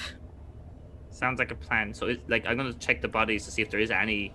Just a key card. It's not a key card in Dungeons and Dragons, but my game So reminds me it's always a key card. The one I went to first, by the door. The one by the door. So you kind of like push him over. You heave him over, and his hand reaches up and grabs onto your wrist, and his eyes open up, and his mouth sort of tears away. Oh, he is not Jaws alive. breaking, and he just sort of vomits this stream of blood towards you. He's like, and I need you to make me a wisdom saving throw as the guard begins to rise. I'm just imagining this time, so you won't rob me. I'm going to use my. Okay, flash of Well, genius. actually, no, I'm not going to use my. I get to use it as a reaction, so I'll use it when I see Okay. what the roll is. You get before +2 get there. from being near me. +2 from being near you. Okay, hold on. Huh? So wisdom, you're saying, Joe? Is it sorry? Yeah, wisdom saving throw. Yeah. So okay, +3. You too as well, Runa. Sorry. Okay, cool. I can do that. Wisdom saving throw? Yeah. Fantastic. So I rolled a 14. That's good enough. Okay. 22. Okay, that is definitely good enough. So this creature begins to rise, floating in the air, and he's like, No. as he reaches towards you with his one good arm, trying to strike against you. Let me see if I can find the creature to represent this. Let's use this chap. And I think we're going to move the camera back to Gann and Graham. So, Gann and Graham, I need you to... Well, Graham, anyway, as you run for the door, I need you to roll me initiative. And Gann, let's do it as well, just in case, because you're probably going to hear him. All right. Yeah, Okay. I don't think he's too far away from That's me. 26. Okay? And I am rolling a 8. 7 plus 1, 8. 8. Okay. These flaps of skin, which are flying towards you with deadly intent, Graham. Yeah, he is a flying skin monster. Oh, rolled a 1. There's 3 of them. Okay, so... Oh, I rolled the wrong dice, but it's still a 1. Okay, so, Graham, it's your round. Yeah, I'm just gonna leave, close the door. Good. Don't know what else you want from me. The door slams and you hear this like... And It's- you hear this horrific scraping noise as the skin tries to get through. And I'm looking at Gann because I'm gonna imagine you've heard this. You've just turned the corner, and I'm like- I look at guys, I'm no. like, just Holding no, the chair, I'm just no. like... No, it's whatever's in there. No. So I point to the door so- I'm next to, and I'm like, me and you, go in, Yeah. hit. Yeah. Okay. Yeah. Sounds good. But I'm also gonna say Chandrill's in there, but like bits of her came off of her and then tried to kill me. So Can I shuffle over and like lodge the chair under the handle of the door so it's like yes, stuck yes, shut? That's good. So the skin can't get out. And then pick up another chair. Okay, so Perfect. you... There's at least 11 chairs. We're good. Yeah, exactly. Yeah, so you lodge... You I easily hope there's go only up to 10 the door. people in there. It does open outwards. And you turn around to grab another chair, and as you turn, you hear this like... as one of the flaps of skin has gone under the door and has launched itself towards a bare patch of your skin. Of mine. Yeah. Oh, fuck. Oh, So 11 plus 6, 17 to hit. Yeah, that's a hit. So it just sticks to your skin and you feel your flesh dissolving as it wraps itself around your ankle. Can you take... No, I don't want to. I don't wanna. Can you take 5 points of damage as So- the flesh beneath the skin is dissolving? I understand magic doesn't work, but do temporary hit points still work because it's a divine blessing? one that's been literally given you by a god definitely still works. Okay, so maybe like it doesn't burn my skin yet, but like a heavenly glow appears in the skin where it's trying to get me. Well, yeah. So you can feel it burning against you, but no, it hasn't quite succeeded in its goal just yet. Can I like tear it off of me and like? Well, it's Graham's round. I'm gonna stab it. Just like I'm like. Don't stab it! It's on me.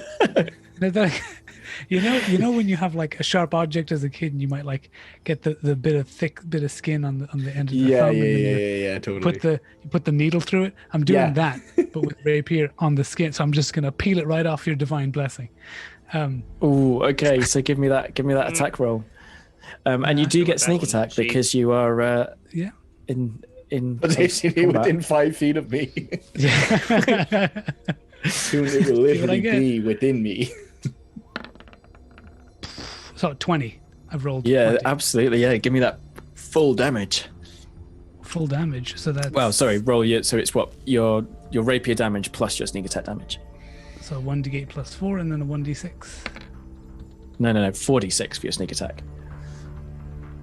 Rolling 4d6s. God. For your sneak attack, you level 8. Yeah, there we go. Sneak attack is amazing. So that's 8 and 11, so 19 damage.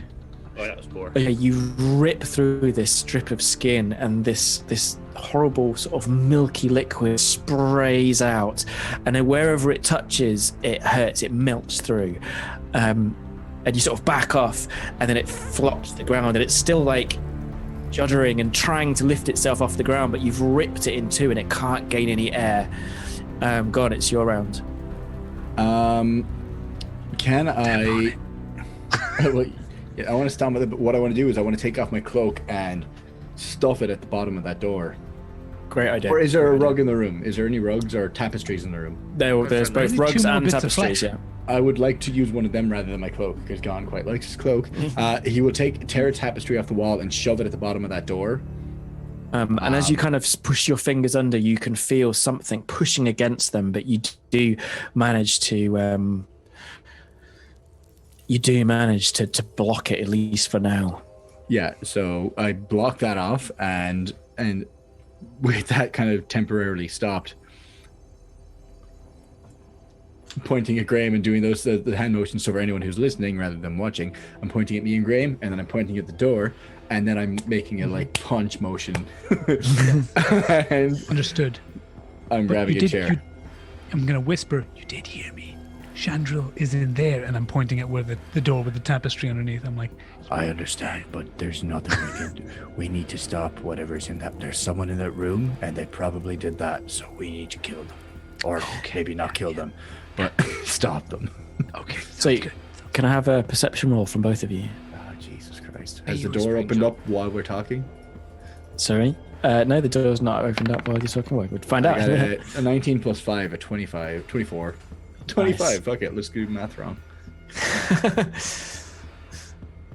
Okay. Is plus 0 for me, so I get what? I rolled a 6. So you hear Chandril's voice going, and you hear,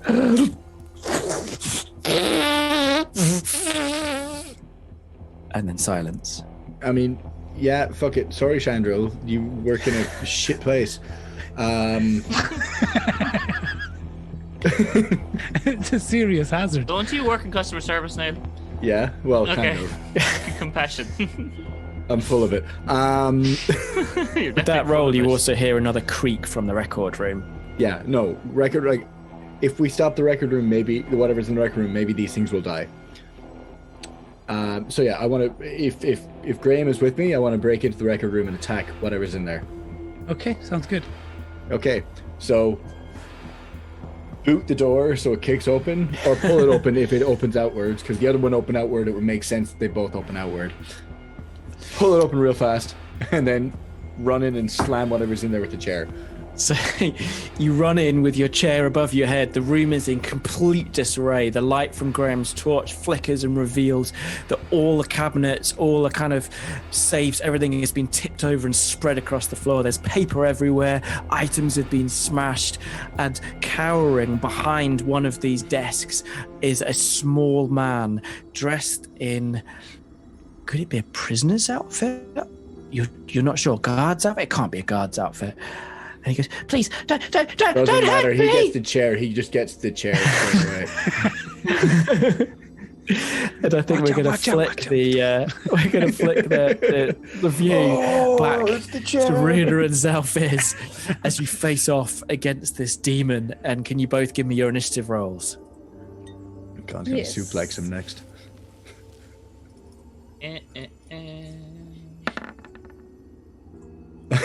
Oh, I rolled 7. terribly. It's better than a 4. Nice. It is better than a 4. 18.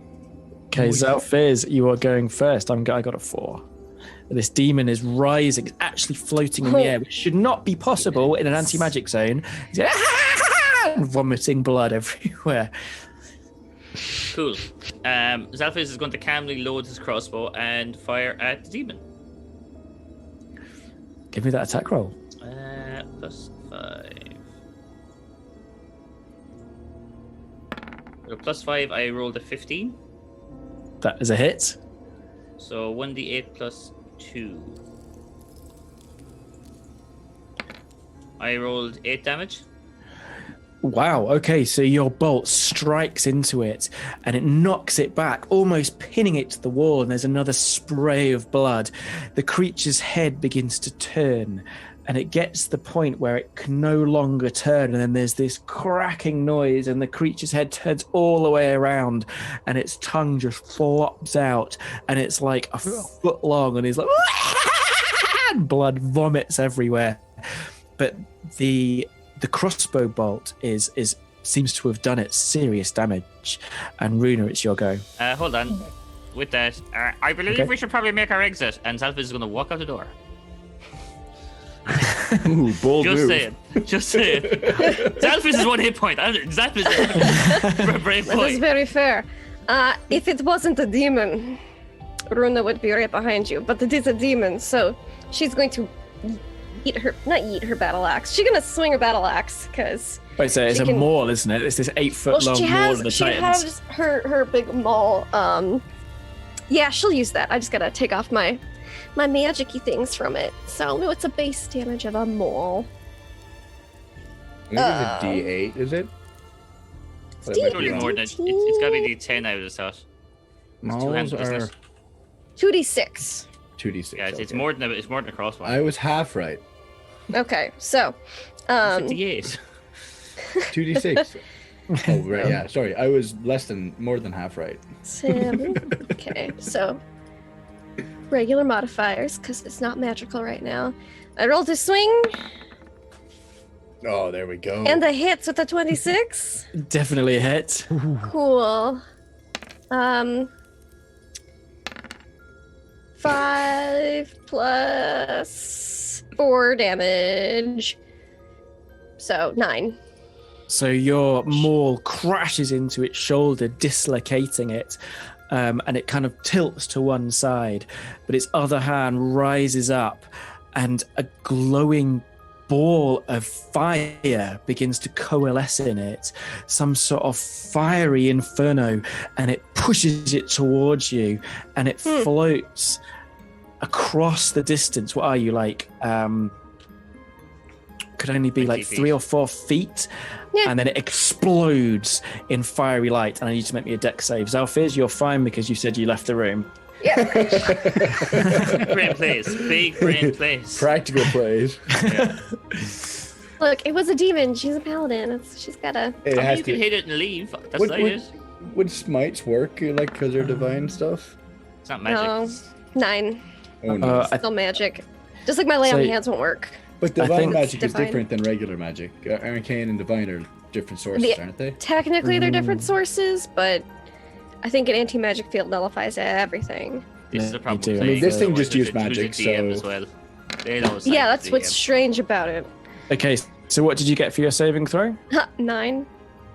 9. Okay, so you take 19 points of fire damage as the fireball I explodes will use my racial impossibly. trait Go on. for my stone's endurance as a reaction. Reduce the damage dealt to me by 1d12 plus 3. Ooh. Woo. There we go. So. See what plus that 12, get the 12, get the 12. Ooh, close enough. 13. Yeah. So I take 6 damage. Oh wow! And That is your skin sort of steaming with the burning inferno, and you look down at it, mostly unaffected, but it has been destroyed. It's just a smoking corpse. But that tongue, that sort of foot-long tongue, is snaking out 1 foot, 2 foot, 3 foot, 6 foot until it reaches out to the nearby corpse, Can which I it stomp begins on to it before it slither does into that? it. Like well, you're it's- squishing a worm. Well, technically, it's movement action, but you do get an attack of opportunity because it's leaving your threat zone. Yes. So yeah, you definitely Yeah, do. I must slice this tongue before it can possess another corpse because this is wrong. What is the AC of a tongue? Hopefully not Can't be insane. good. It's 14 actually. What? No. What? It's pure muscle. Makes sense. How Actually, it's about- also small. So small. How about a object probably- 23? A 23 is definitely a hit. Do it. Wow. 46 plus 4. For 13 damage. Okay, so you And I resist crush the putting a smite tongue on it because I beneath know the it won't knob. work. Just push. No. And you, it's like a splat, and you lift them all up, and the tongue just goes and disappears inside the other corpse, hardly Ugh. seeming to be damaged at all because this has damage resistance and a lot of hit points. I'm assuming the answer to kill this thing is probably magic, and that's why our environment Probably. is just fucking us off. Xalfiz, it's your round. So I am now in the hallway. You are in the hallway, yes. I mean, You hear just like boom, slam, slam. Ugh, really? Are we still in initiative order, Joe? yes, it was you next. So Xalfiz is gonna like pop his head around the door. Is like, what happened? Why is everything smoking? Demon cast a fireball of sorts, and its tongue. I tried to squish it, but it slithered into a new body. I'm assuming this is one of those body snatching demons. We might have to you're come running back and body deal with snatching. this later. Which body did it go into? That one. I'm gonna fire at that body that's not moving yet. Yes, it seems to be like jerking. Oh, so it's not inanimate. The tongue is jockeying for position. Decapitated. Decapitated. That sounds like an advantage, right? That's a no. So, then, Joe, thanks, Joe. no, absolutely, yeah, you can have advantage. Cool. All right, plus 5. And I'd like to think all the bodies in the room are a little bit more damaged thanks to the fireball. Oh, I rolled 21 on both of my die. I think. Okay, and 21 is a hit against the animating D plus corpse. 2. I did 3 damage. And with that, So the with that, it Xalfiz sort of gonna say- strikes against. Hang on. So go on. Go on. I have done my best. I will be outside if you need me. And the door is going to close behind me as I go back into the hallway. It's like, whoop. So Xalfiz, from behind the door at the end of the corridor, you hear a scraping noise, like Guards, metal like guards? on stone. No, like something very, very heavy is scraping against the floor, and outside the door to the north, heading in your direction. You can also hear heavy footsteps.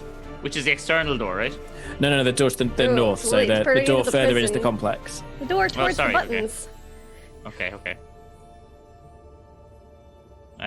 And is this Cool, a good like goes time over? for us to take a comfort break? I think so, yeah. I think this might make a good comfort break. So again, thank you everyone for listening. We'll be back in 10 minutes time for the epic conclusion of Revel's End. And we'll find out how our heroes managed to survive this demon infested prison. So we'll see you very, very soon. Thank you for I'll be watching. taking suggestions for new characters.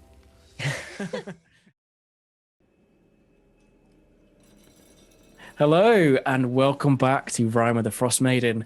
When we left our characters, they were in a dire situation. situation. They've arrived at a maximum security prison, which for some reason has gone into lockdown. The lights are on dim, the red alarm lights are flashing, and the whole prison is trapped within an anti-magic zone. And if it weren't bad enough, the guards they've found are dead, and the prison seems to be taken over with undead demons who somehow, despite the anti-magic zone, can still cast their deadly magics. When we left our party, we had Xalfiz and Runa battling against what can only be described as a tongue or maybe a tendril, which is moving from corpse to corpse, animating them. And Xalfiz in the corridor nearby has heard a sound from a doorway leading further into the complex. And I believe it's Runa's go. Mm-hmm.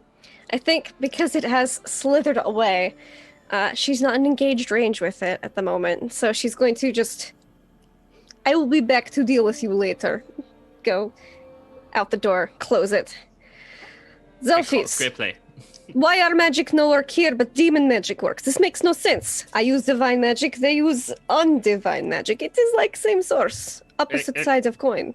Unless this was some sort of weird, who knows, maybe some sort of weird system they had here to keep the prisoners. But why demons?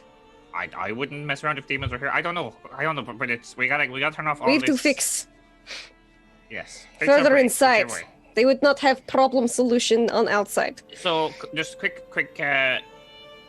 information piece. There's something really heavy and shuffling the other side of this door, and he knocks on the door. I see. On it. Yes. What do I see? Hello. But look, we gotta get in there. We gotta try and find We Gann must push and all Graham. the buttons and see what works. Yes. Okay, so are you doing anything with your round, Runa? Yeah, I like to walk up to the door. Leaving. Okay. So you open the door leading further into the complex. Yes. And you are immediately faced with an 8-foot-tall abomination stitched together from numerous corpses. Its head is inside like a Hessian sack, a black Hessian sack. Well, no, it's not black. It's black because it's covered in blood. The blood from whatever's inside this sack has leaked through. Dragging behind it is an enormous sword, fully 8 foot long and glowing with some sort of mystical power. It looks up and groans.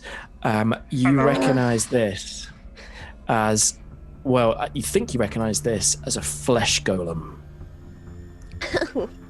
What fun. Everyone likes a nice flesh golem every now and then. Do I close the door again, or do I just attack it? Runa as well, can you give me you can use an arcane, and same with Xalfiz, either of you can use either arcane or religion check on this creature, or namely this creature's weapon. To do that. Religion. Ditto. Oh, they're the same for me. That's You go religion, I'll go arcane then, because I have good arcane as well. sure. Yeah, I'll roll religion. I have rolled with a +5, 25. Nat 20. Oh no, hold up.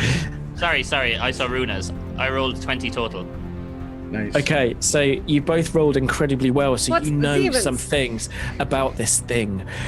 Stitched together from corpses to create an almost undefeatable creature.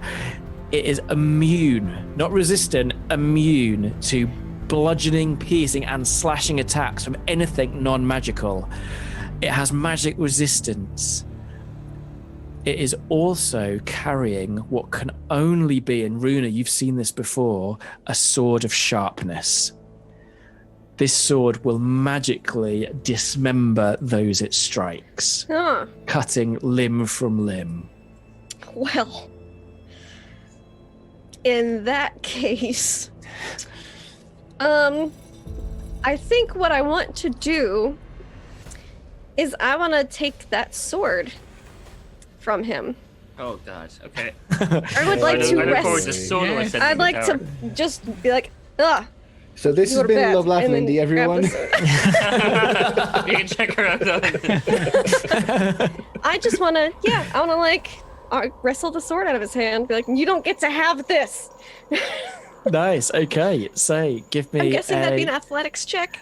Like, I think it probably would. I feel it has to be That's similar to grappling. You know. Yeah. I think it's probably gonna get. Like, I think if you're sort of going in unarmed to try and grab onto its hand, I feel it's going to get an attack of opportunity. Like, I know it's not strictly the rules, but I think that makes sense. It can get an attack of opportunity without the sword if I don't get it. If I get the sword. Well, I think that, so if it misses, then you've managed to grab onto its wrist or its hand and you try and disarm it. So the anti-magic field and everything else isn't bad enough. You're giving it an extra attack of opportunity is not in the mechanics on top of everything else. Well, it rolled a 3. So 3 plus 20. It probably misses. Yeah, 3 plus 20. it steps forward and raises its sword. It scrapes along the wall, cutting through the almost immutable stone and slams towards you before it meets the immovable form of your arms. You catch it in mid-strike, and I need your athletics roll.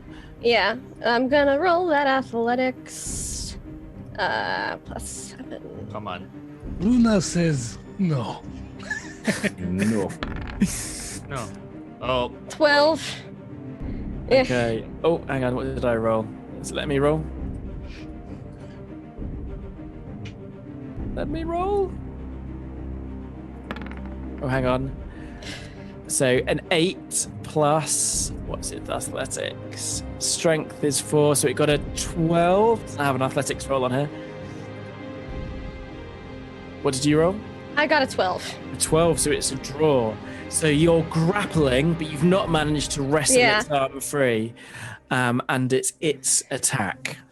So it gets 2 attacks. Can I get 2 tries because I get 2 attacks? Oh, yeah, absolutely, yeah.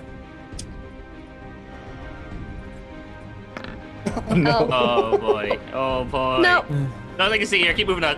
Oh, it rolled a 2. Hopefully, So that again, might be the team- higher. So it gets a +4, so it's a 6.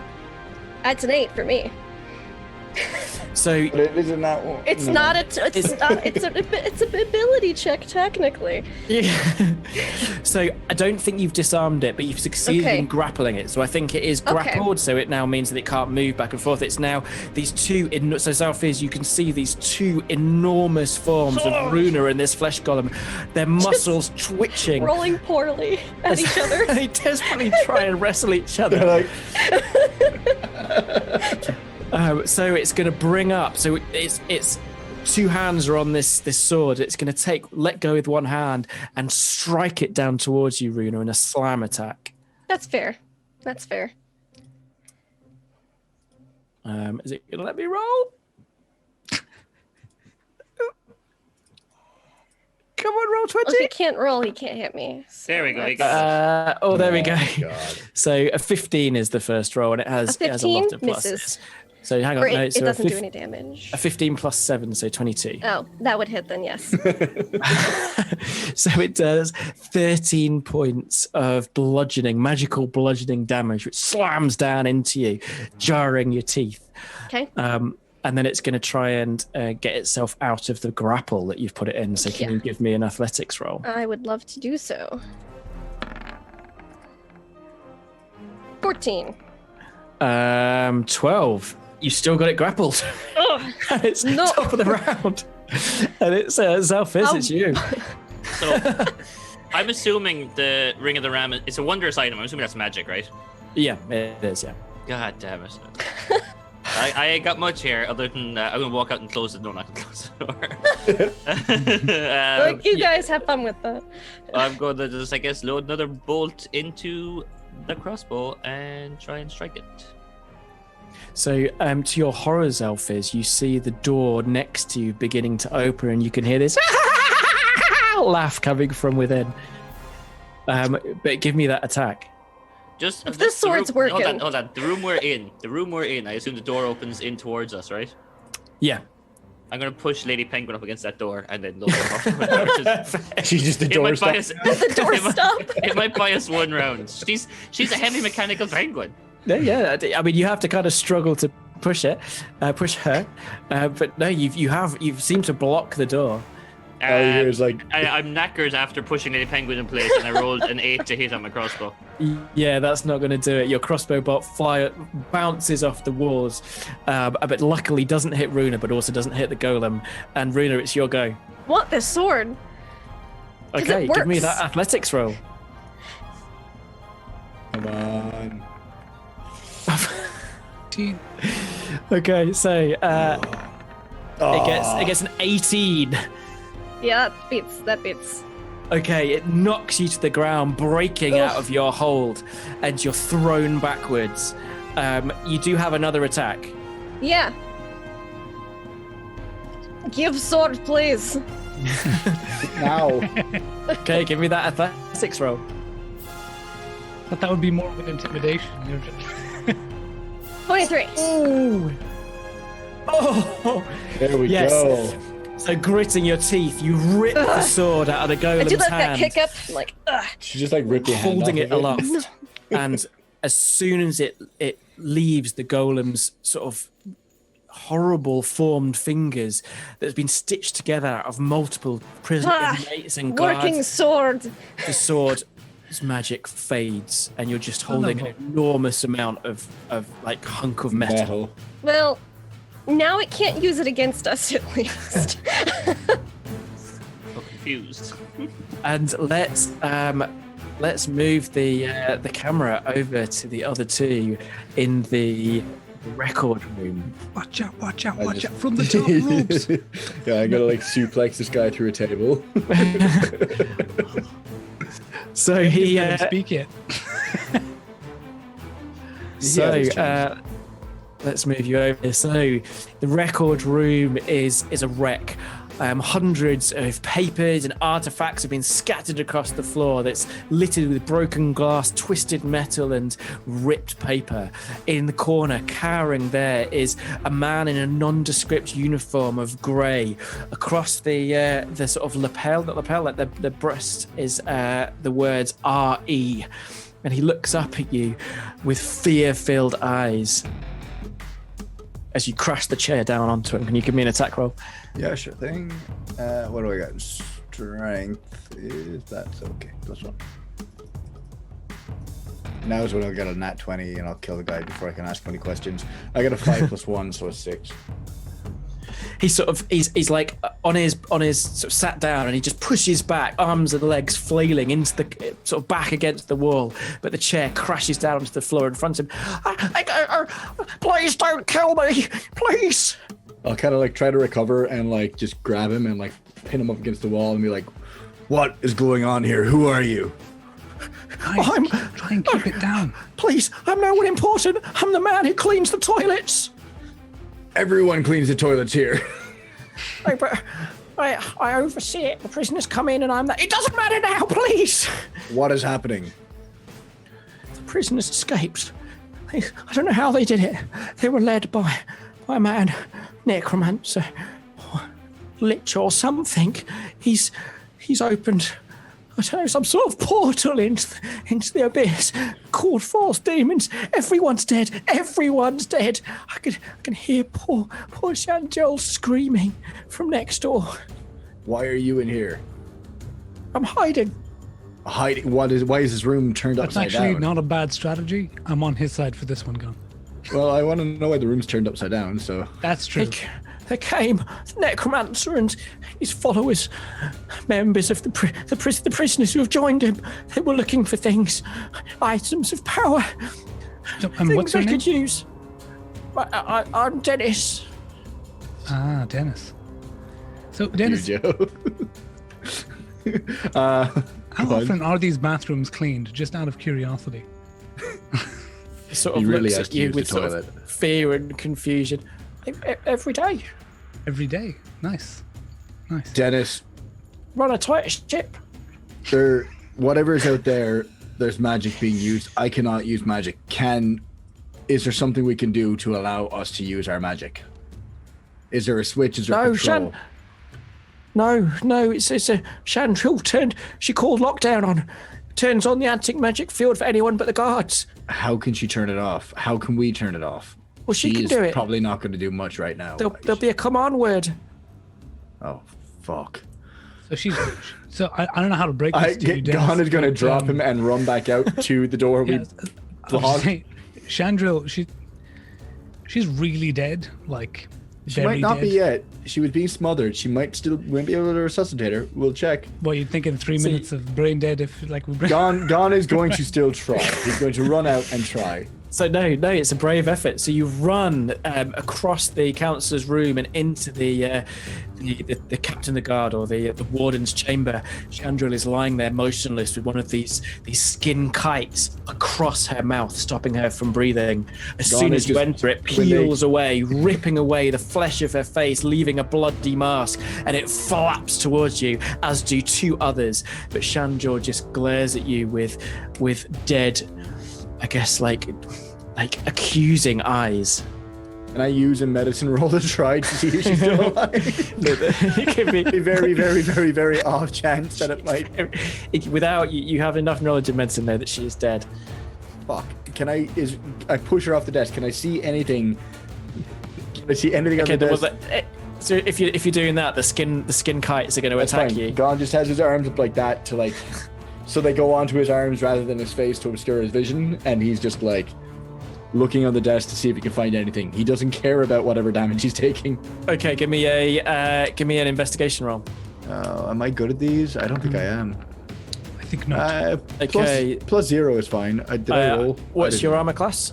It is 13 right now. Because I Okay, got my so- shield out. Okay, so they all hit. They all attached you. So you've like one sort of grabs onto your sort of the face, the side of your neck, one got an onto your 18 ankle, on one onto your investigation. arm. You search through things, and you're sort of flipping papers here and there, and there's no sort of command word anywhere. You can't see anything that could do this, but you will take some damage. Fuck! I got an 18. It's good. I'm awesome. Yeah. I'm gonna basically have said to Dennis, I'm gonna have to go help him. You don't move, okay? Close the door, So and I it's rush an extra in. +2, so it's 20 points of damage from the skin kites. Oh, fuck. That's So I'm a lot. rushing in because I've seen what's Yeah. happened, and I've told Dennis to stay put. I'm not sure if he will, and I will attempt to investigate as well. Okay. So you with an 18 there, you do notice a couple of things.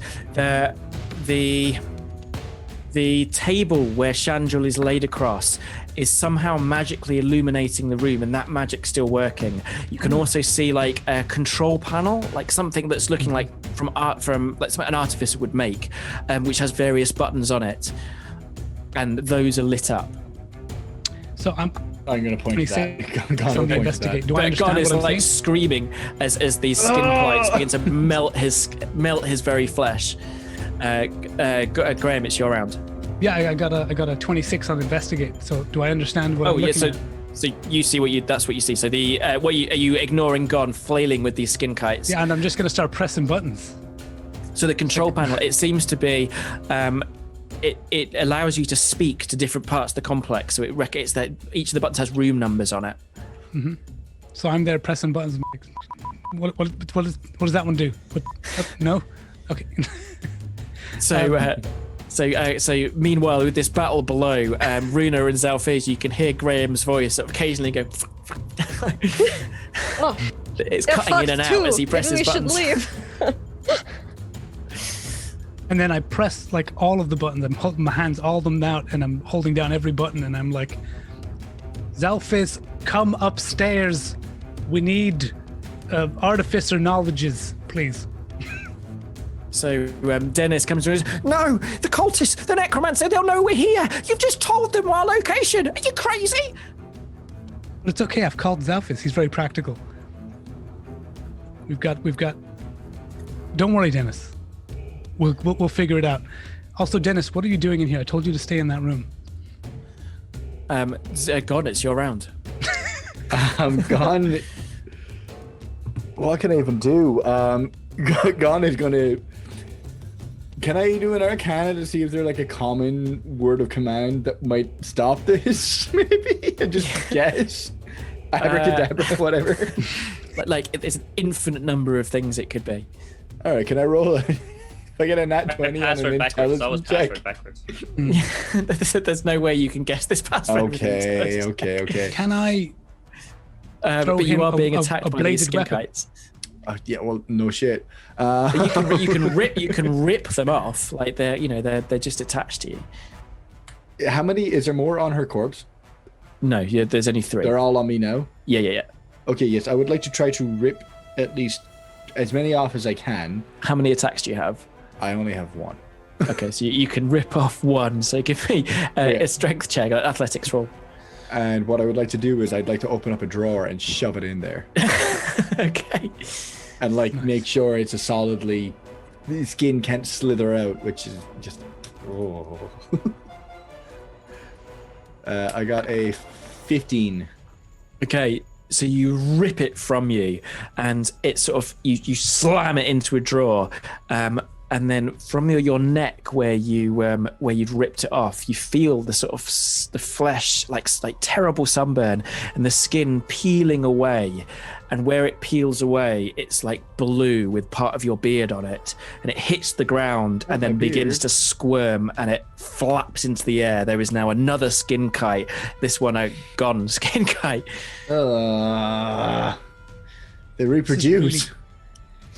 And as it's the skin kite's round, so I need you to take so there's 2 more on you, so I need you to take some damage. Do they just straight up do damage? Then there's no AC against them? No, because it's just on you, melting your flesh. Oh my god. So you take 13 points of damage from the 2 that are on you. How are you doing for HP right now? I'm still above half. Hate all of you.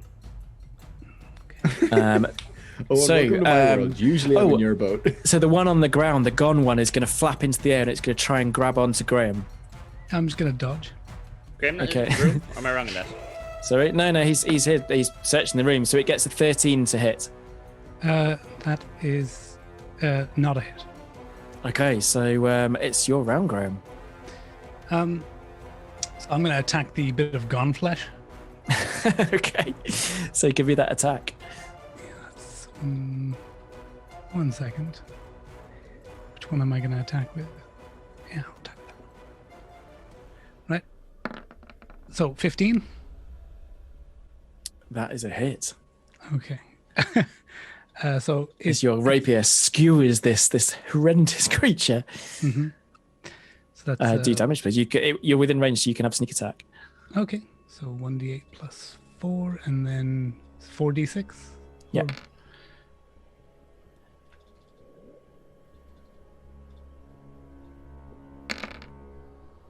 So that is 29 damage. You skewer it and it just flops the ground lifeless. It's your round gone as these things are pulling at your flesh. I'm trying to think, is there anything in the room I can find? I want to try to pull another one off. So I will do the strength check to do that, and then I want to run back out to Dennis and see if he knows anything else. I got a nat 20. Oh, I think with a nat 20 you can rip off 2 of them. Yes. You throw them away from you, but with them comes 2 more blue gone skin kites. I don't like that. And you can use your movement to leave the room, and as can Graham on your round if you wish. And I'm going to run back out to Dennis and be like, can you think of anything that might be the word? Like, this is what... Can you help us at all? No, but the cultists, the ones that had joined the necromancer, they were using the guards' bodies to help them avoid the anti-magic zone. They had hands, bits of flesh around their necks like pendants, and it allowed them to trick the system into thinking they were guards. Oh, shit. I mean, if I have movement left, I'd like to go in and cut. Sure, this can be the next round. Yeah. Okay, I'd like to go back in and cut a finger off of. Surely the skin kites are going to count, no? You would think that, but they might not be her skin. I don't know. No, they're definitely her skin. Mm-hmm. When they were on me, did I get to use? Did I feel any magic ability come back? When you didn't seem to, because they were living. Okay, well, I'd like to cut a finger off of Chandra. Okay, I'm gonna just skip forward this combat because I think you're good fighters, and the skin kites themselves are reasonably easy to defeat. They've got very low hit points. So you manage to you sort of stand a few minutes later in the bloody room with the dead Chandrel there, clutching her finger, and with it, your druidic powers come back. Fuck. We figured out Joe's trick. Is there anything you want to do before I move the camera back down to the people below? Yeah, we're just going to be wearing bits of Chandrel, right? That's what's happening now. Yeah, just Okay. Yep, finger on a pendant hanging around the neck or something like that. No, I unless you want to do anything, Graham, I think we're just going to start moving downstairs to try to defeat the cultists. I Yeah, guess. I'll fill my pockets with bits of whatever's left of the warden. Okay, if you want to do I've got healing or some anything like extras that, I can give our friends. if you want to do anything like healing or anything like, do it off camera. Let's move back downstairs to where Runa and Xalfiz are fighting against the mighty flesh golem. Runa has wrestled the sword of sharpness off it, but it is no longer magical in her hand. It's just an enormously heavy hunk of metal, and the pretty much undefeatable creature is marching towards her with his fists bunched. It's fish bunched. Fish punch. Fish. Fish. You shut up, you. I know you're stupid. I can see Joe talking like that to his kids someday, would they? Shut up, you! You're stupid. Okay, we'll do top of the round, and I think it's Xalfiz first. The answer is we need flesh golem gloves, I say, as I'm holding the sword. Because obviously it worked when he held it. It's quite clearly not magical with you hearing it. Yeah. And Xalfiz, I need who's his on hands one as hit point. gloves. So, okay, so what in this room? I've got Lady Penguin blocking the door behind me where there's a guy coming. Yep. What else have I got Yep. in this room, like exit-wise? It's not a room, it's a corridor. So it's an otherwise empty corridor. There's a trail of blood beneath you. Behind you is the locked balls, door leading to forgot he outside. came in. Yeah. To your right is the door leading to the guard room, which somehow you've blocked, but you can hear the kind of thudding sounds as this sort of possessing tendril is crashing the body of the guard against it. And right in front of you is this enormous flesh golem, I thought this we stepped mighty into creature. I thought we stepped into the other room. I did not realize that. No, you've blocked it. No, the one I blocked this one here with the. I So- thought we'd stepped in here when I knocked on the door earlier. No. I follow you now. Well, that definitely limits my options of running away. So the room beyond the flesh golem is a corridor, actually. So it leads. You remember that from leading further into the complex. So it's a corridor that will eventually lead into the central well where the prisoner cells are. Cool. I think I'm just going to load up another crossbow and try and kill this because, I have Runa shouting about gloves that I don't care about at the minute. I just want to survive, to be honest with you. So, Okay. throw another +5. Okay, so you don't need to roll anything because it's immune to damage from non-magical weapons. How about that? It just thuds into it. Even if you strike it, it will do no damage at all. When I see that happening, I'm going to try and... Because I know that there's trouble coming from behind me. I'm going to try and run past it and go through the door then, I guess. Okay. It will make an attack of opportunity against you. I'm okay with that. Okay, let's see if it can strike you. It gets a +7 to hit. What's Oh, your armor fuck. class? Not great. 14. Okay, so it needs to roll under 7 for you. Okay. Are you gonna roll for me? It just needs to make rolls like how when we were having a grapple off. Yeah. It doesn't really long. Oh. Yeah, I'll take it. It took a 12. I'll do the 12. Is that a hit or a miss? That's a miss. Okay, so its fist thuds down and it shatters the concrete or the magical stone beneath, and you dive through into the corridor beyond. It's still dark. It's still that kind of like red sort of glowing. I don't know what. Oh, there you go. You can see it. It extends to your right and left into darkness as far as you can see, and it extends further north, 10, 20, 30 feet into. You can just about see the main central room where all the cells are, and the blood trail goes in that direction. So as I'm leaving, head back through the door. We don't seem to be able to damage it. We gotta try and find the others or something to turn off this magic Something. field. Yes, I Works. suggest we both run. that is good. Yes. So you can actually go quite a long way actually if you want to. So at 10, I will 20, so you go- follow. You could probably actually get, if you do a full dash, you can actually almost get to. Well, I can't do a full dash because I took an attack. Yeah, that's right. So you should So just. I would be heading towards the.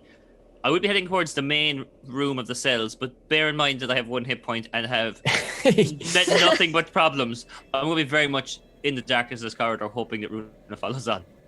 Okay, so Somewhere around Runa, where I am now. it's your Yes. round. So it's coming to this hallway with me. Yeah. I'm gonna disengage. Okay. Go on the other side. Close Okay. the door. And Okay. Xalfiz.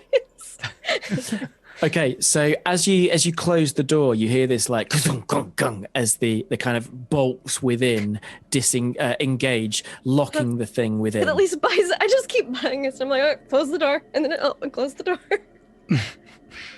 Yes, and I will follow. And I've got my maul in one hand. And I've got this sword in the other. And I'm like, why won't you work? Why do you work for Flesh Golem? And not Okay. for Runa. So we're gonna leave combat for a moment as you stroll down this corridor. Are you heading into the main area? I think we're gonna head Or do you wanna- downstairs because we would have heard that them asking us to go upstairs.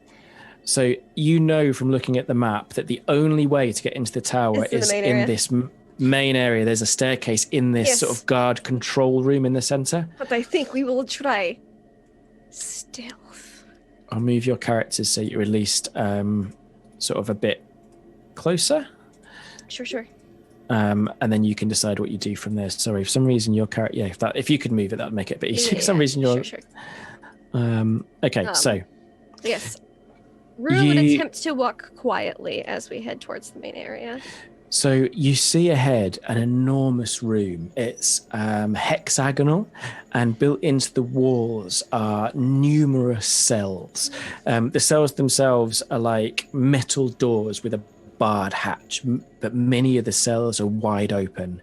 In the center of the room is this sort of guard tower, which goes from floor to ceiling and has tiny windows in it looking out so they can see every cell, but also a number of doors. These doors are open, and the floor in front of you is like a scene from a butcher's shop. Bodies are strewn everywhere. To your left, a little bit further into the room is just a pile of bodies as the dismembered guards have just been heaped one on top of the other. But there are bodies to your right and all over. The sort of tortured, twisted forms of these poor men and women who'd served the prison. As you kind of peek in, you can hear this sort of like sound coming from the pile of corpses, but at this distance you can't make anything out, at least not initially. Can you both give me perception rolls? You refuse. Yes. I don't want to know. No. Yeah. I I prefer rolled not to a know. 14. Okay. 19. Oh, okay. So, Xalfiz, with your 14, you can see some figures moving on top of the pile of guards' corpses. Runa, with your 19, you think you can notice 3 of them, and you think they are ghouls or maybe ghasts. These like corpse-eating flesh dwellers.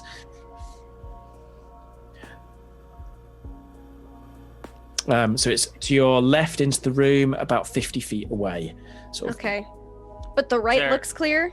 The right, you can just see corpses, and there's in Okay. the center of the room is this sort of But hexagonal there's definitely tower. ghouls to the left. Definitely ghouls or ghasts. to Or the left, ghasts. yeah. So is there Ghoul any way up?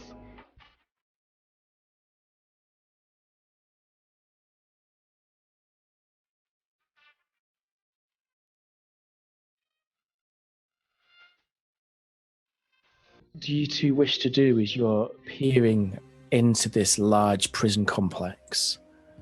Back and whisper. I will go. Xalfiz, there are ghouls to the left of us and corpses to the right. Here we are, needing to get to the middle. Okay, look, let's just. I mean, we gotta get out of here and find the others. I think we just rush up the tower as quick as we Maybe can. we can go quickly or we can try quietly. I'm on about quickly. Okay. We just I would recommend to go to right though, less ghouls or guests. Yeah, and Joe, the stairs that we would have saw on the map with Elijah is at the bottom of this tower, like up the middle of this watchtower, is it? Yeah, so if you can get into the central sort of control room, the guards' control room, there's a spiral staircase that leads up into the tower so itself. That's We'll right. head Yeah. to this door here, so I guess. Yep, the door. Yes. Okay, so can you give me a stealth roll to see if the ghouls don't notice you?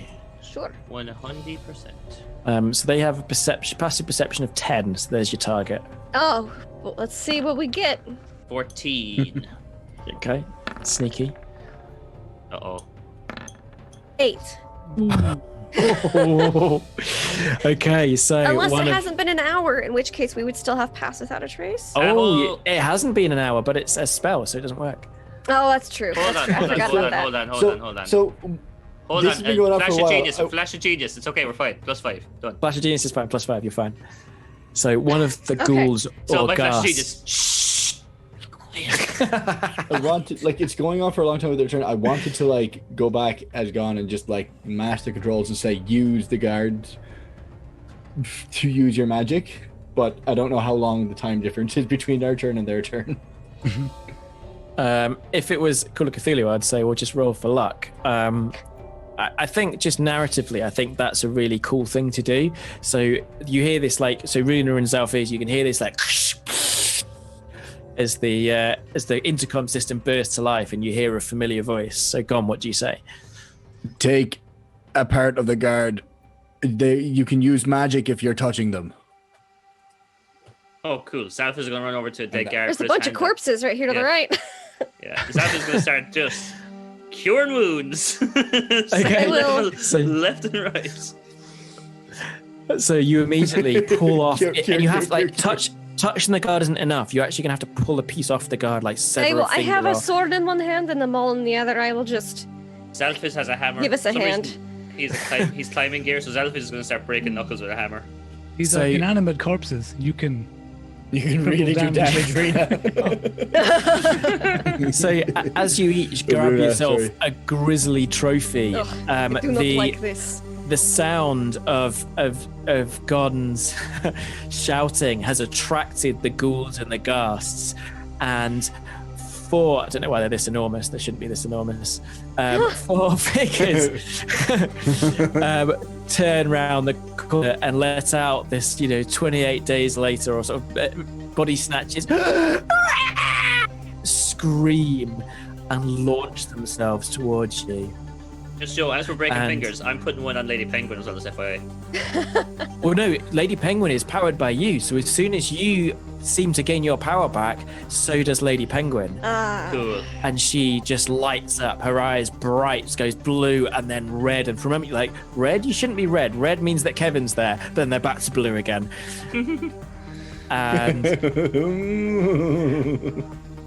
And then you hear this ka-chunk kunk from the distance as the door that was blocking the flesh golem opens.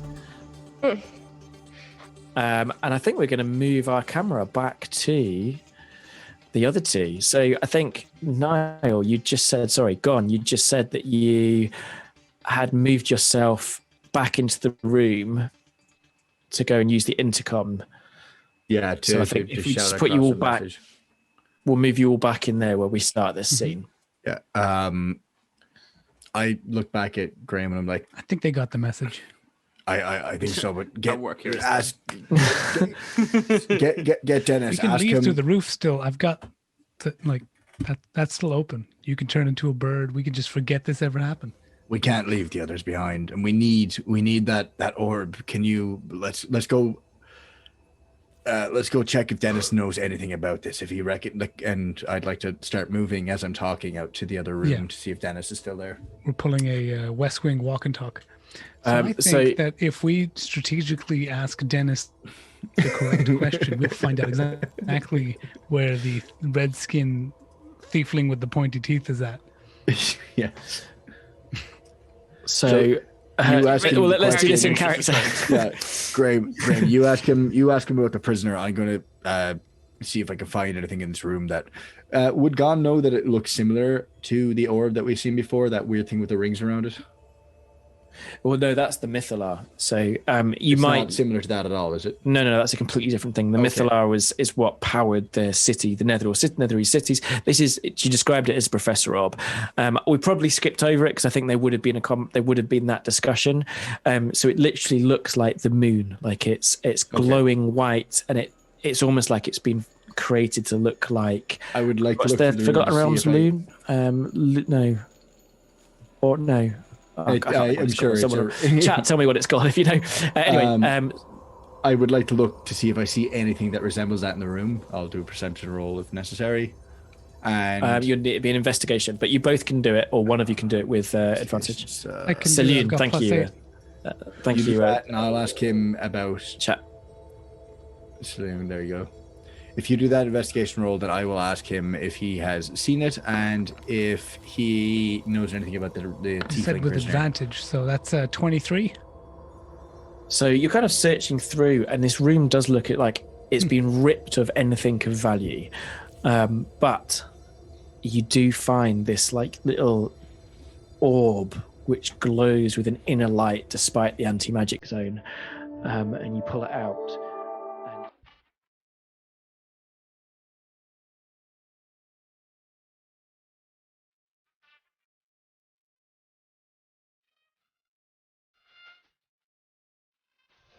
We should escape. We have what we need. The others are probably downstairs. Let's let them know to get out. Yeah, If they can find the prisoner, Grigor, whatever he's called, then perfect. But otherwise, they should get out because this is whatever we're facing I'll up do here. it. I'll I do can it. You only said it was the imagine. button on the right, right? Yeah. Okay. Here, grab the orb. I give you the orb. You run up. I'm gonna go to the intercom. I press the button. I'm like, right. Here we go. Got it. That's the one. Yeah. I'm like, Xalfiz, Runa. We're leaving, so you just get out of here. And we got what we came for. Wink, wink, nudge, nudge. Yeah, Grigor, Also, if you can. necromancer dude, if you can hear me, you are a complete and utter, and I hope you never get anything that you want in your life, because you suck and I hate you. Bye bye. And I start running out, running back up the stairs, or try to. Very nice. Okay, so Xalfiz and Runa, what do you do? Right. Wrong voice again. That's enough for me. I am gone. We should leave right now. Makes you wonder what they ran into if they are chickening out at this. If this is what we are experiencing. Just before I leave, I am going to cast for my action before I start moving. 2nd level cure wounds, please. Yeah, don't worry about healing. You can cover that meta, so you definitely do that. But how are you going to leave? Where do you want to Lay go? on hands. 40 points. Definitely. I'm casting invisibility and just walking out the way I came in. The way you came in is locked shut. What? Since when? Since Runa closed it behind you when you were unconscious. I just flex my fingers around this beautiful mole. Okay, it's closed and locked. I don't unlock it, right? Can I Yeah. unlock Okay. it? So, have you got thieves' tools? Or actually, Runa. We do Runa not can- need thieves' tools. She had the key. Did she not know what's going on? I do have the key. Well, doors are not. Wham! Yeah. Okay. Because I have magic now, so that means my maul works, which means it does triple damage to inanimate objects. You're gonna roll So 3 ones. Doors, Yeah. walls, whatever. I'm not terribly bothered by. Okay. Well, then And I'm invisible is let's- the main thing. I just want to die. Let's epilogue this. So as you you turn around, Just you gotta hear roll this to see voice. how much You that can is. see what? So there's four or five ghasts and ghouls running towards you. There's this enormous figure of the flesh god and charging in another direction. How do you get by them? And then how do you destroy the door to get out and into the snowy waste beyond? What do you do? Let's epilogue this. So, So- we have a sword of sharpness and a maul that crushes Works inanimate now. objects. I think what happens is Runa sets one on the dies. floor, just sword of sharpness is like, you just stay safe, Xalfiz, and then just slices off the Xalfiz limbs. goes invisible. And it's like Just the crazy slices off, like, 88s. Yeah, the arms and legs. They don't need to die. Just render them immobile, puts the sword off down It's a on flesh in a wound. harness, pulls out the thing, and just breaks down through the doors. and we just go back out the way we came, leaving poor dismembered fiendish things behind us. And I smite a whole bunch too with the sword. I'm like, smite, sword, smite. Burning all Big your smites. uses of it, just like everything it hits, blasts. I've wanted to do this whole time. Amazing. So as you rend your way through and blow your way out through the door using your Maul of the Titans, sending shards of the prison in all directions, you exit into the snowy waste beyond. You're expecting to see the dark form that shows you each of your future deaths, but it seems to have faded into the blackness, and it is not long before you meet up with your two companions, maybe a good mile or two away from the prison. You describe what you've done, and you head back to Bryn Shander to discuss with... I'm assuming Elijah, he'd be your first stop, but also with Valen Harpel to decide your next steps. And I think that is where we will leave the story today. We are going to continue next week with Oriel's Island. Our heroes are heading out into the sea of moving ice to find the abode of Oriel the Frost Maiden herself, which is going to be a very, very interesting adventure. So please tune in at the same time. I have been Joe Trier. You can find me at howwerollpodcast.com, at HWR Podcast on Twitter, and Joe the GM.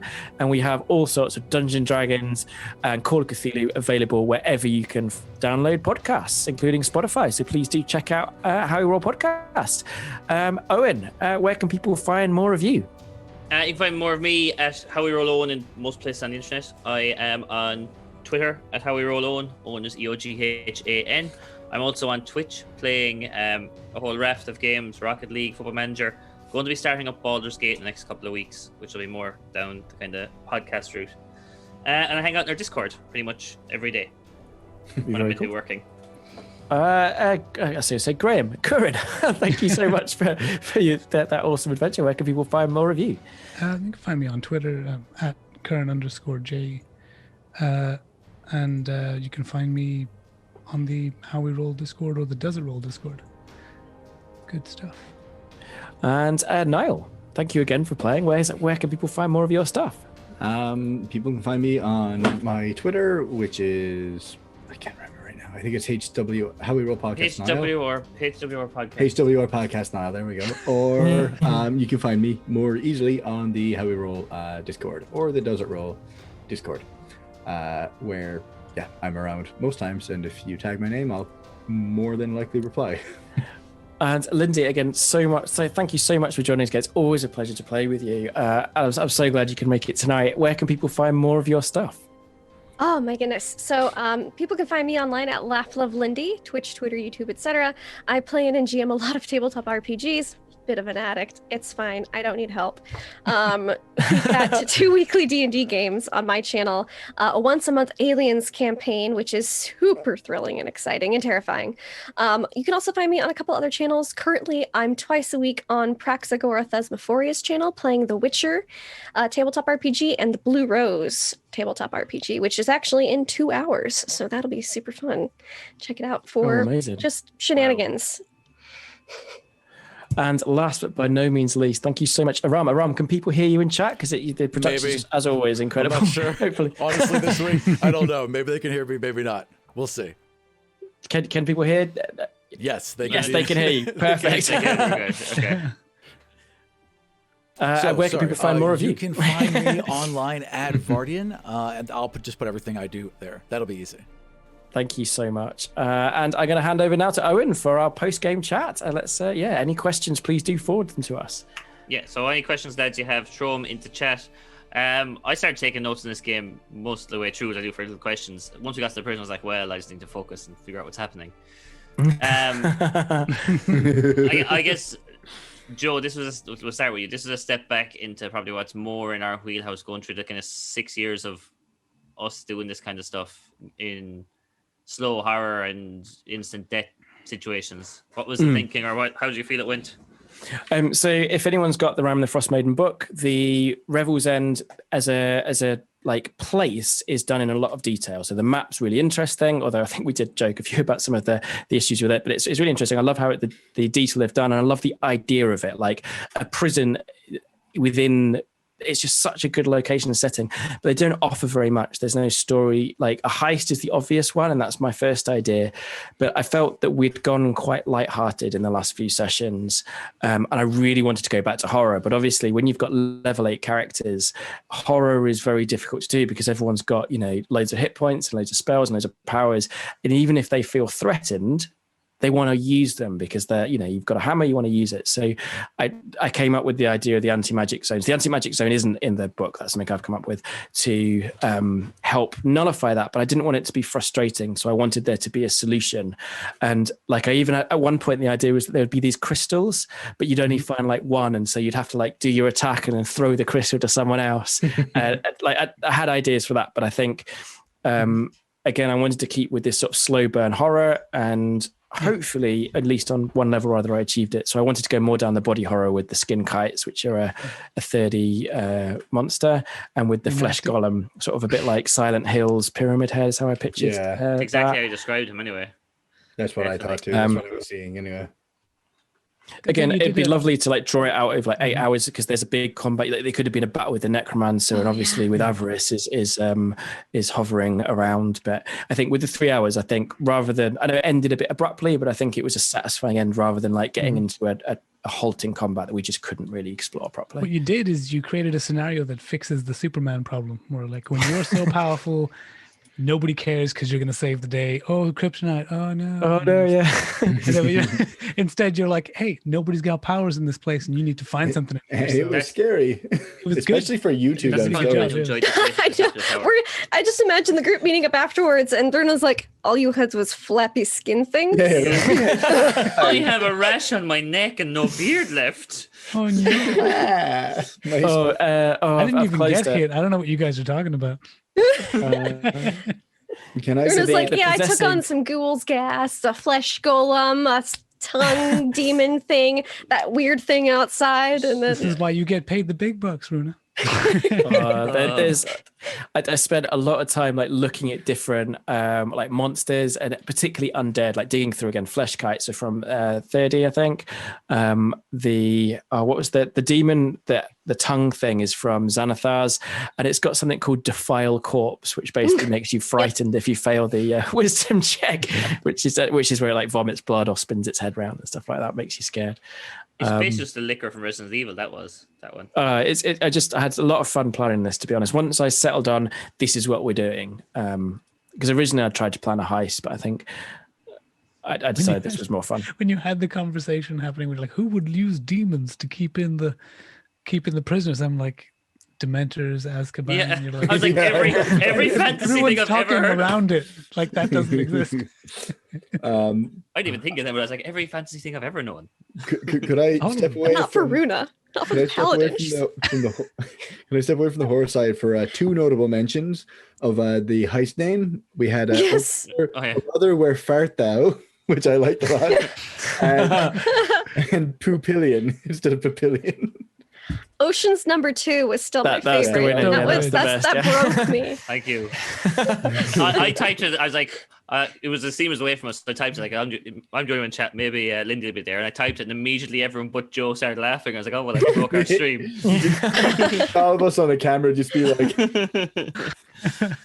There was when I originally planned it was the heist thing, where the idea is at different scenes we would flash back to how you found this out, but I couldn't make it work without it being clunky, and it didn't feel that we'd be playing D&D. It would be a different system, and I think there's things like Blades in the Dark which do that so much better.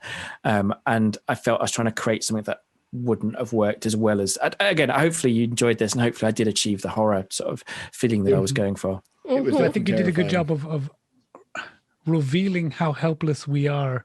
Little by little, so it gets worse and worse over time, rather than, because a lot of horrors will be like, this is you've got no powers and this is the bad thing that's happening, but it was very like gradual. It was like we're trying to that's like, for maybe I can get away with it. Went to 1 hit point straight away. Oh yeah, so that's like, that's called a Bodak, and they're Bodak's from awful. they're just awful there. So the idea is the necromancer was actually opening a portal to the 106th layer of the abyss to Orcus's lair, and the idea is that he could escape the Rime by going into the abyss, but it failed, and Orcus was just like, screw you, have a whole load of undead and demons. And so the if you'd got to the second floor where he is, he was trying to open the gate again. Which is what you would have come across if you'd got there. So, did he hear my message then? Oh yeah, he did, yeah. Nice. That's all that matters. He's really demoralized. He's going to go home. He's like, oh. And No, part of the he's thing gonna is be that we there. also definitely left that door open leading to the upstairs, so things could trickle up. Who knows? He'll be back. I guarantee it. So I have a question for Lindy, and I probably should have done this. I only thought of this when I was trying to think how to do these questions better. Probably should have done for all the other guests we've had. Thank you, Niall. What's Runa going to do after this, Lindy? What way do you see her story going? I think, She's going to leave us at this point. well, there's a prison full of demons, and that can't stand. So what I think Runa would do is she'd be like, all right, let's go a little bit of ways, rest up, get my smites back, get my channel divinity back, and just make little forays into the tower until it's cleaned up. Because now that her magic works, she can be like, I can slice and dice, or I could just pummel and just cleanse the prison. It's gonna of do what a demonic paladin presence. do. Before she goes in, she takes like the finger and she kisses it. Here we go. Your sacrifice was not in vain. That's amazing. I love she'll always that. have that on like a necklace around her neck. And then after that, who knows? Probably whatever the Harpers send her on. But this is her personal, like, I must Vendetta. cleanse. Yes. I touched upon the idea that we've just seen Xalfiz's death. So that will be a scene from a future thing. Can't wait till he But dies. we didn't touch upon Runa's death. So I don't know if that's because I work because obviously I know how the direction this is going, but I didn't want to give you a death like that. But that could be something that could. I wonder what Runa saw in the Bodak's vision, because the Bodak shows you your death basically. It probably, because she's pretty good at what she does. So I doubt it was demons or fiends or devils. It was probably the Harpers going, you need to team up with these guys, whether it's these people or another group of people, and do this thing. And then through just complete failures of the group, I just thought it would be like a skiing accident or something. But I figured it was her like 50 slipped years one down the time. line in the Fuck, bed. it's just she's in the retirement home holding hands. I am 100% in the same boat. She absolutely lived a long, happy, joyful life. Passed and this away is in her sleep. surrounded by family, in peace with her entire life, and she's just going to pass on a world left better from her presence. That is how I would see that happening. Gann and Graham are beside the See bed. Xalfiz is in there. 'cause he died somewhere else. A little finger framed by the bedside. Yeah. Just a little, just framed.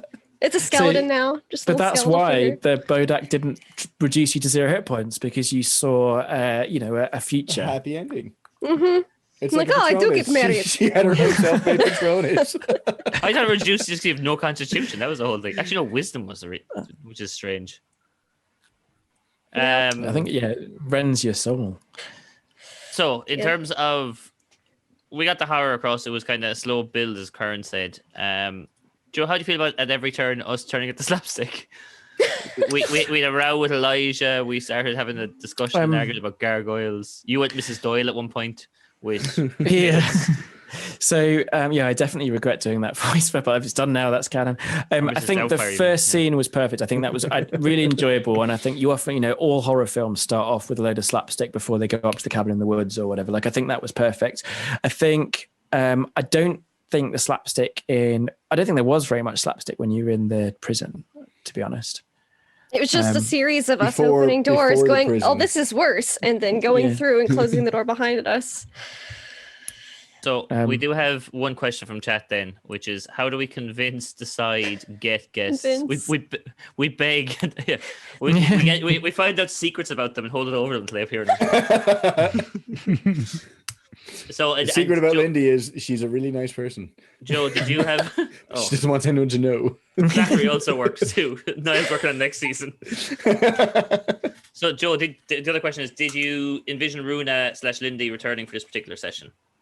So I don't tend to plan sessions that far out in advance. I sat down over Christmas and I actually wrote out like not a detail, but like a heading for each of the next, because this is going to be 8 sessions. So this is number 3. So we've got 5 more. So I've got a rough idea of which each of them are going to be, but a lot of it comes down to availability. So when we first pitched this to Wizards of the Coast back in, God, it would be like August now or earlier maybe.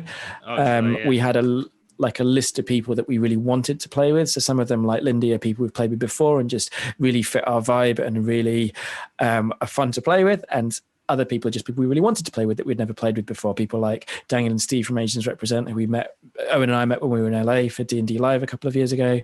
And same with the Total Party Chill, Devon and Jacob. They're sort of people that we really wanted to play with, and the same with Lauren and all our guests. Really, they're people that we either know or really wanted to link with. When you float the scene as well, like, and the D&D scene as a whole is like really, really accommodating compared to some scenes that I've done shows in. They all want to be on each other's shows, and like a rising tide raises all boats kind of vibe. So it's not the hardest thing to go looking for guests if you can get your calendars to sync.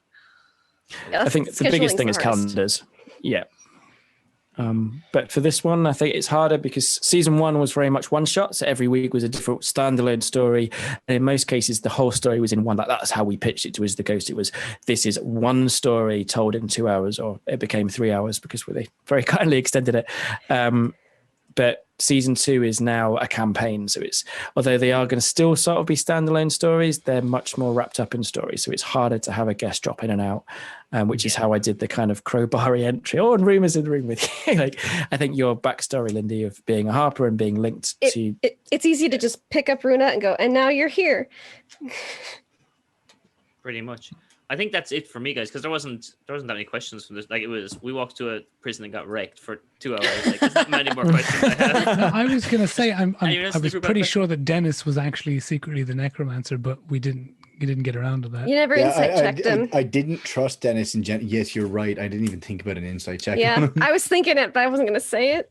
I was like, so like Dennis you always the have like Menace, that. Yeah, it was a good idea in the back pocket, but it didn't fit the narrative of that situation. But yeah, originally written, he was one of the cultists. Yeah, he'd been searching that room when he heard you enter, and he would have backstabbed you. But again, with the way that the time as well set up, it wasn't possible.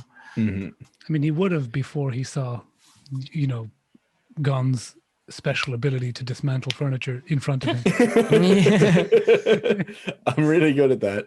This is a chair in 4 pieces. And this is a chair in 3 pieces. No. Actually, how do you feel about, I can fly now, I can be really cool animals, and it's gone. How'd that feel? Yeah, it was fine. I still got just to fly. didn't get to with it. Yeah, I mean, that's the one thing. Actually using it. I mean, and again, as a GM advice, and I would stick this was a very, very fine line, because saying, "Oh, hey, you're level 8 this week," and then knowing full well you're not going to get to use any of your powers, I think it has to be like anti-magic zones can be incredibly frustrating, and they can be very overused to like hamstring high-level characters, and it's not a fun mechanic. I think this got away with it because it was to set a scene, and also it wasn't for the whole thing. Like I pictured you finding, I think there was the guard had his hand cut off because the cultists were going to carry them around their neck. Like there was going to be clues littered. I don't know how you thought that was a clue as well. Actually, let's talk about that. Yeah, he's missing a hand. I was like, no, that's foreshadowing. There's demons. Yeah. It's just we're not supposed to know it. It'll make sense later. It'll make sense later. His hand is cut off, exactly. and there's a tongue crawling out of his mouth. Okay. So hold on. my point was obviously that was foreshadowing, but then it got to when Niall realized it. But Joe's kind of like big reveal. I had a look of like, obviously, guys. I was kind of going, I guess that makes sense. It wasn't obvious though. No. So, well, it also the didn't way help that we didn't see any cultists with things around. Yeah, their that's neck. exactly. Yeah. So I hadn't thought that you would. I mean, I figured you'd probably fight the demon, but then when he kind of like immediately went to another corpse and got up again, I thought, well, that's probably like you're not going to defeat him. And then when the flesh golem came, I thought they're probably just going to run. It's fine. I've got stuff in the next room. There'll be cultists. There's more clues.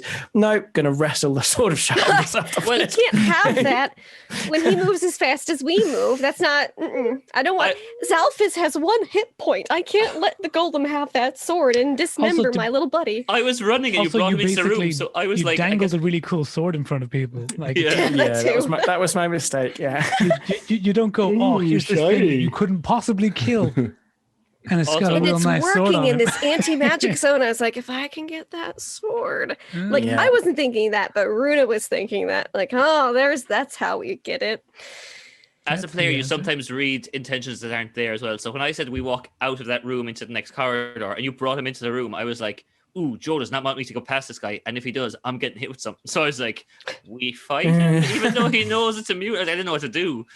And so then I ran past him in the end because I didn't know if it was, it just didn't feel like the right move.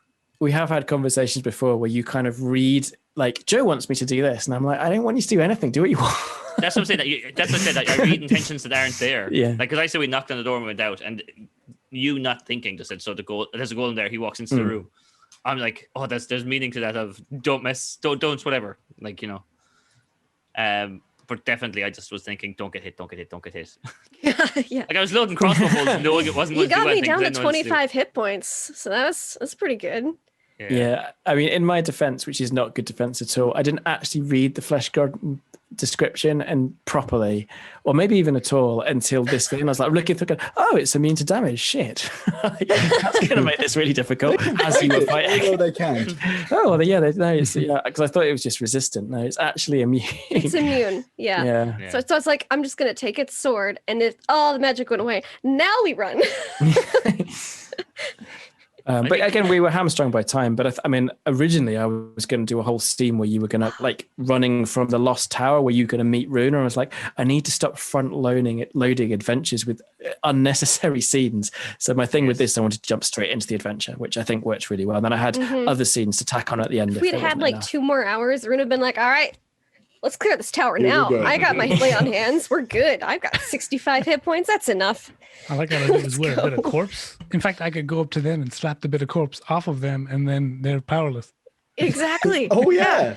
Yeah. You just go, oh, let me take that hand from you. Whose nightmare is it now? well, so most of them are guards. So the guards have been animated, so they have that built in. But actually, I mean, if it wasn't a podcast or if we weren't limited to 3 hours, I'd be quite happy to do a dungeon crawl through this prison and Wait, just fight undead. I think that'd be super it's such fun. It's such a cool map. Did you It's say such a most of cool the map. cultists were the guards?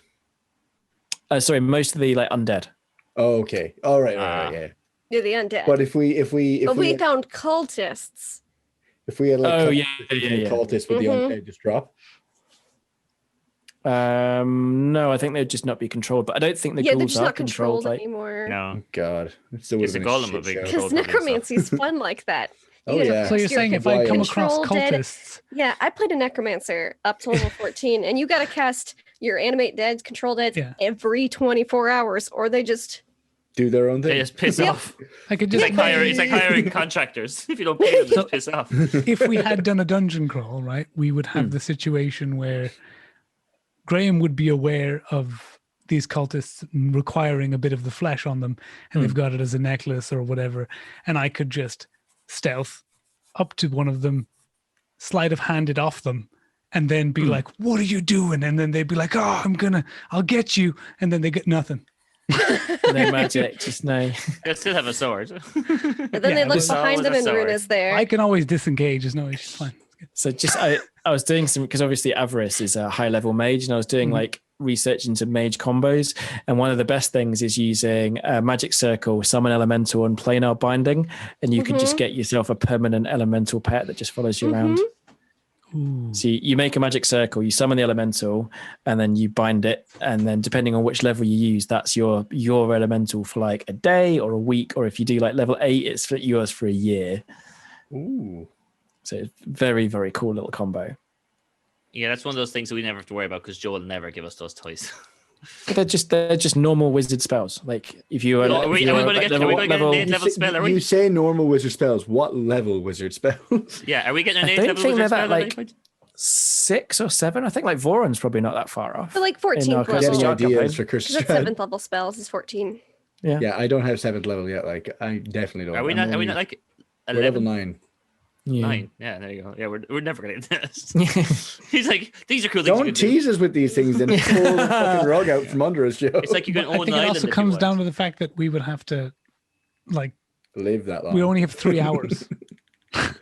Yeah, I wouldn't make you just say, so, sorry, this spell takes 24 hours to cast. I'm sorry. We're just going to have to. We're just sitting here. So Doing it this is real our time. 24-hour stream. Niall's casting a spell. All right, guys.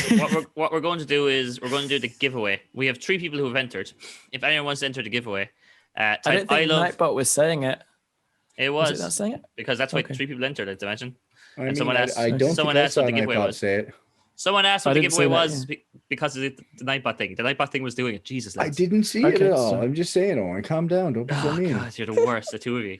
I don't Anyway. see it at all. If anyone wants to enter, and if anyone missed it, yes, like Kuran just Kuran did, is now I love the entered. era. Kura's like, I'm going to read this book. I'm going to win it. I'm going to read it and find out all the secrets. Okay, yourself. He won't read it. So, count to 3. We're going to see who wins this. 3, 2, 1. You said count It's 2, Kuran, 3. I swear to God. There you go.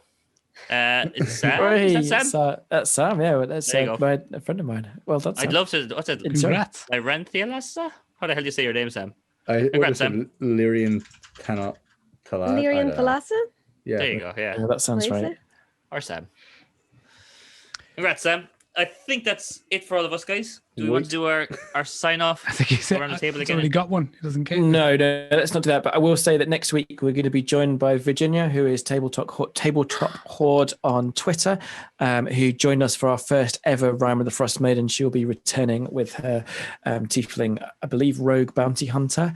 And as I said before, we are heading to the island of the Frost Maiden, where we will actually be potentially battling the Frost Maiden herself. How apt is it that she's with us in the first episode and she'll be with us in the last episode when we all die facing Die for the Frost Yeah. Maiden. And if anyone in chat has been, or anyone listening has been following this all along, there was a moment where Gann was saved by the Frost Maiden, and we will be drawing upon that Oh, yeah. in next yeah. week's episode. Oh. I think that's it from all of us, guys. We've been Does It Roll. Good night. Is that where we're going? Yeah. We're going with the... Yep, Bye-bye. there you go. Oh, also, can we... So, yeah. does Aram have anything he wants to shout out? Did we do No, that? I'm good. We've already done this once. Have we? Okay, no, I wasn't sure. We're Thank you professional. once again. Even Does It Aram. Roll. Thank you for watching. Come back next week at the same time, guys. Goodbye. Bye-bye.